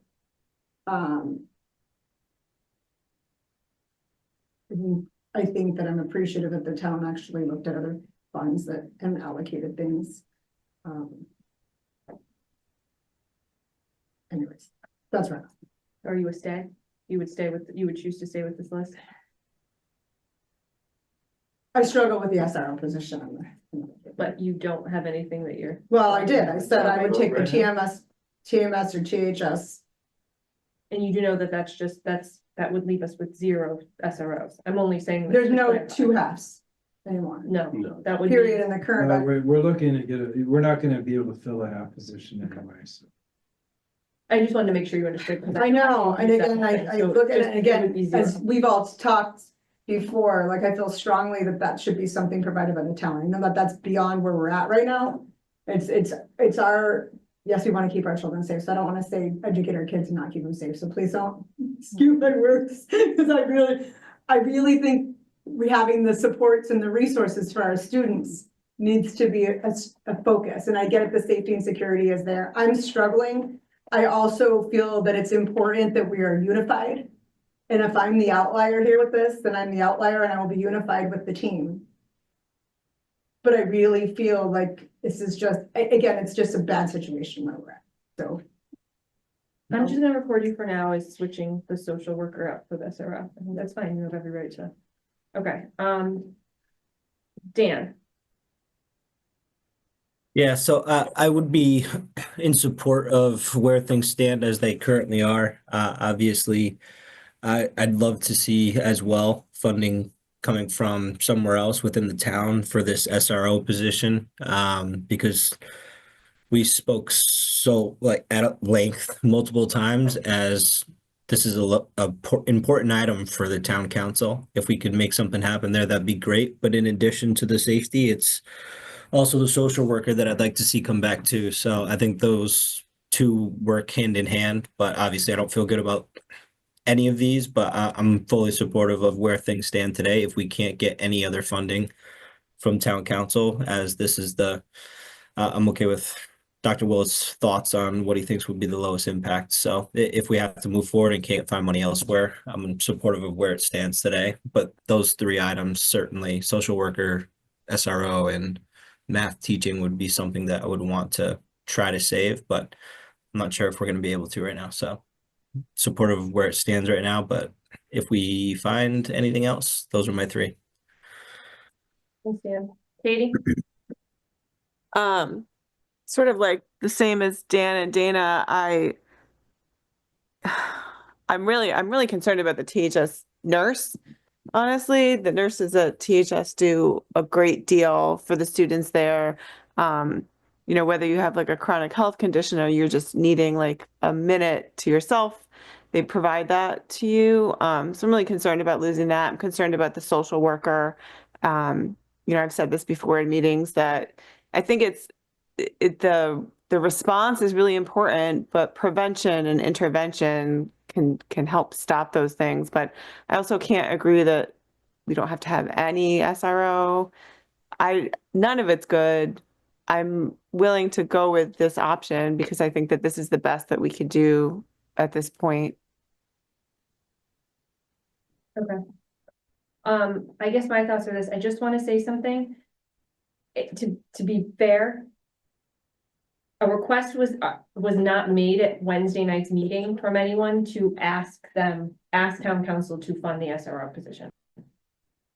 So as much as I would like them to fund that, it may be other things and, no one asked them that on Wednesday. I mean, aside from it was included in the $750,000 that I asked them for, but we only really asked them 2 options or 3 things during that meeting. The 2 options that Walt provided, which was the USIF and the capital item. And then I asked them for just a monetary figure. So I'm just, again, I just want to be fair because I don't want them to be upset that we're now talking about something they didn't give them. They didn't give us that we didn't ask for. I don't like this list. I have a big concern over math. I've been probably one of the largest supporters of the social worker here. MTSS is just, it's crazy to me that we're not doing that in the high school. As Brian pointed out earlier, we're doing it everywhere else. I mean, again, we've gone through this enough. A lot of me just wants to say things so that, our staff understands, the para vacancies is extreme concern with the feedback that we've gotten on that. So I don't want anyone to think I'm not taking all of this lightly. I don't even like that we're going to reduce 2 buses because we played this game years ago and it didn't work out well for us and it left a lot of kids and parents unhappy. But again, given what we have and given the conversation tonight, I don't really see, I can't, there's nothing I can flip here to get any of those things back because we need all of it. So again, it's disappointing that this is where we are. And just to point out, if I'm looking at this correctly, we are not adding anything. We are in another year of just taking away. There's an HVAC inspection requirement that is an unfunded mandate that's 33,000 and that's an. Okay. We're not adding any programs, we're not adding any services, Thanks, we're not Walt. adding any, I respect that you pointed out, just like I had to just point out the part about the meeting. But I just want everyone to understand that and the public to understand that we are not adding anything. We are just continually taking away and trying to do the least damage possible with what we have. So given that, I have to stay with this too. So I wanted to go back to you anyway, because Dana said not to stay, everybody else said to stay. You kind of left with a question, so go right ahead. Does that HVAC, is that not something that the town should be taking care of their building? Well, equipment the with? HVAC stuff is new and it's a very frustrating requirement and you have to do inspections. And this is a required inspection, so it's just something that we have to have. Is this required by the school or for the The state town? of Connecticut. State requires it now. It was one of the unfunded mandates with the HVAC stuff, was they have to do it. So it's everything else that, you notice all the cuts across the reductions in the tabs and everything, but this had to be put in somewhere. And that's one that, The town won't do it. Well, alright. Okay, that's just a question. The other thing I have, I don't know, it's probably, I don't know if it's a crazy idea or an idea.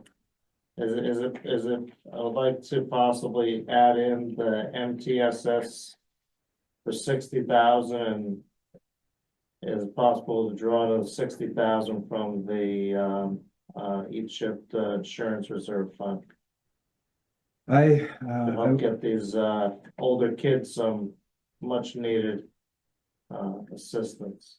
I totally understand why you would want to do that. If you take a look at the blue and the red, notice that there's a drawdown on the reserve in both the blue and the red. I So it, to me, I do understand that. that would be the But maximum I would recommend doing because it's already kind of that's the maximum I'd recommend doing on that, unfortunately. I wish I could say otherwise, but that we're pushing, those funds are being pushed as far as they could probably be pushed with this.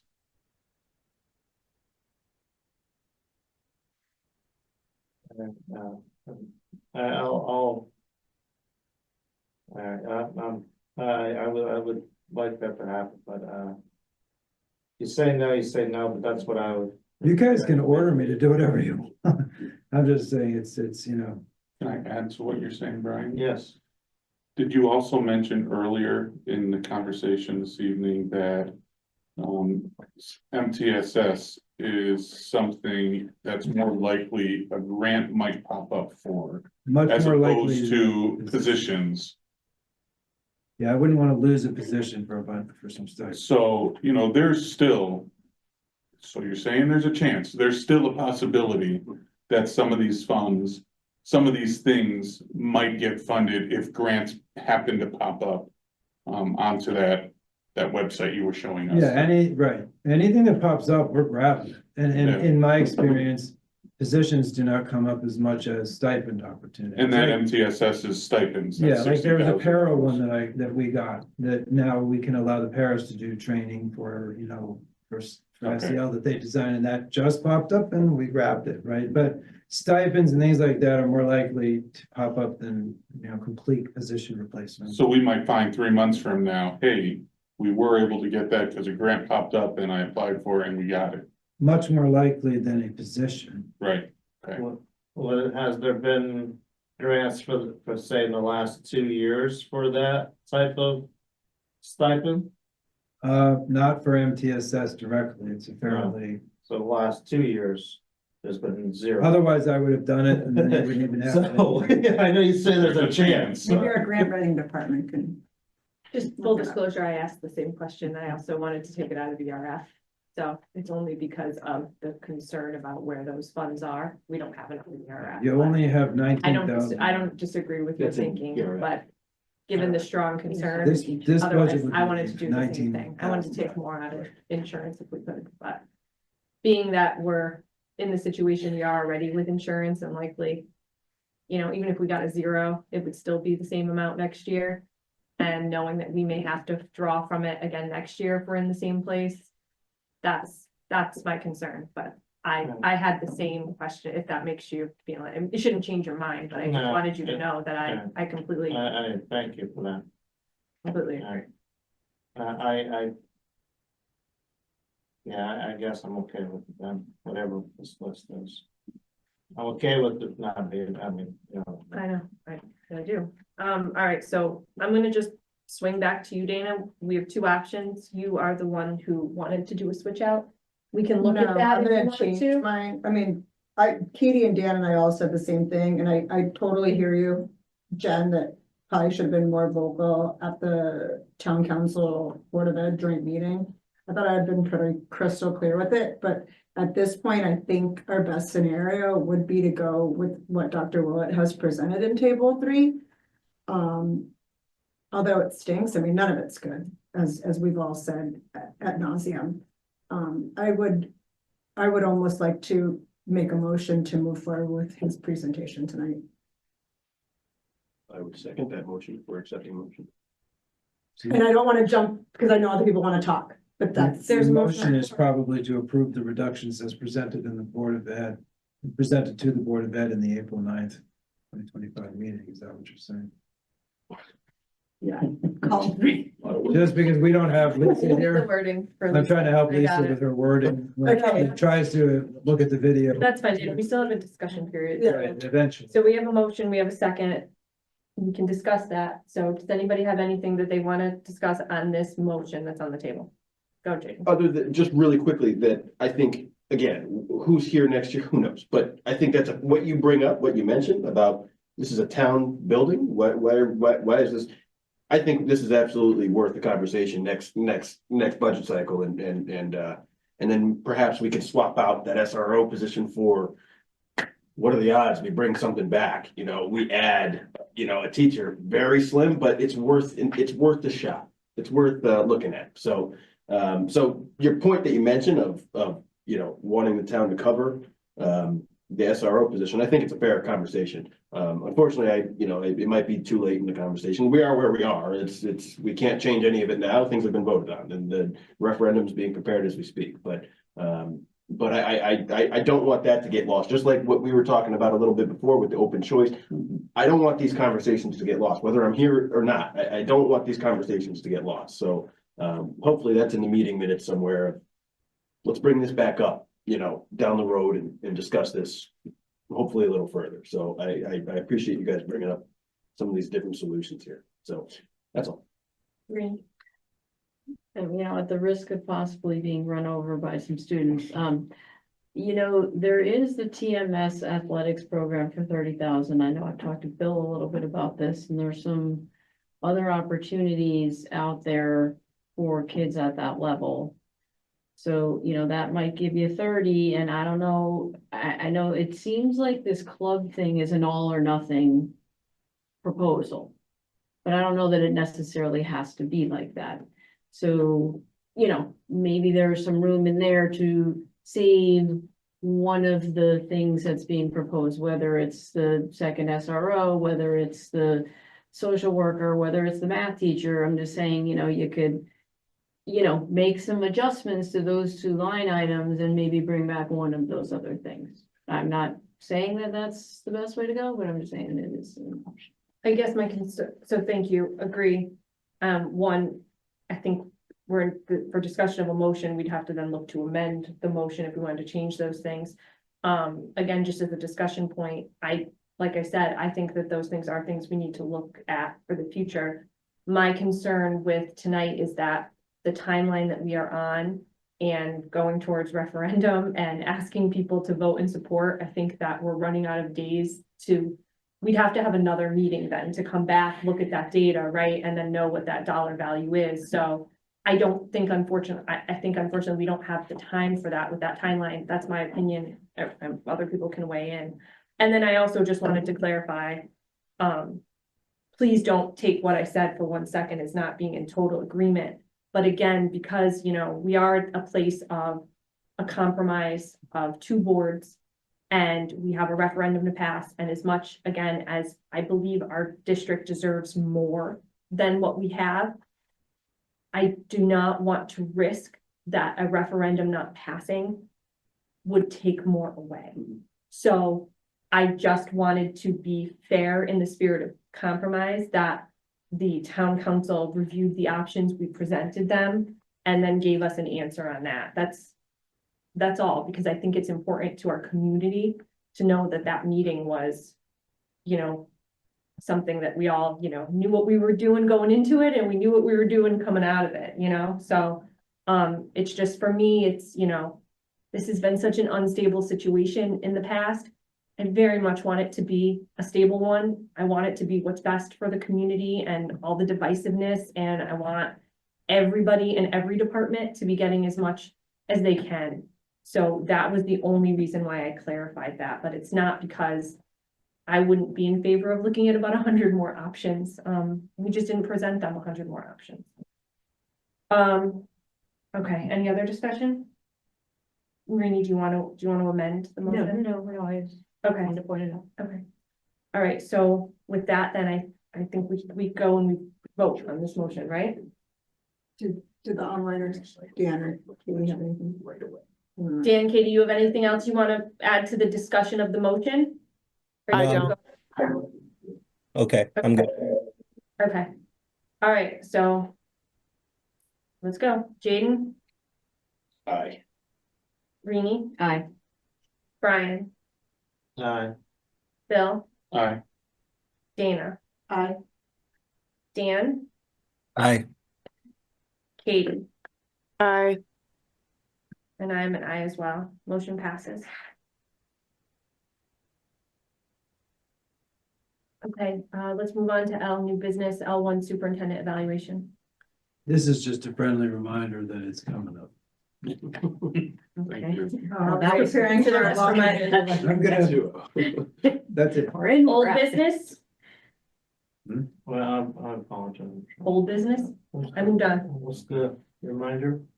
He's just selling this, it's Oh, coming up. Old business is, what do we have here?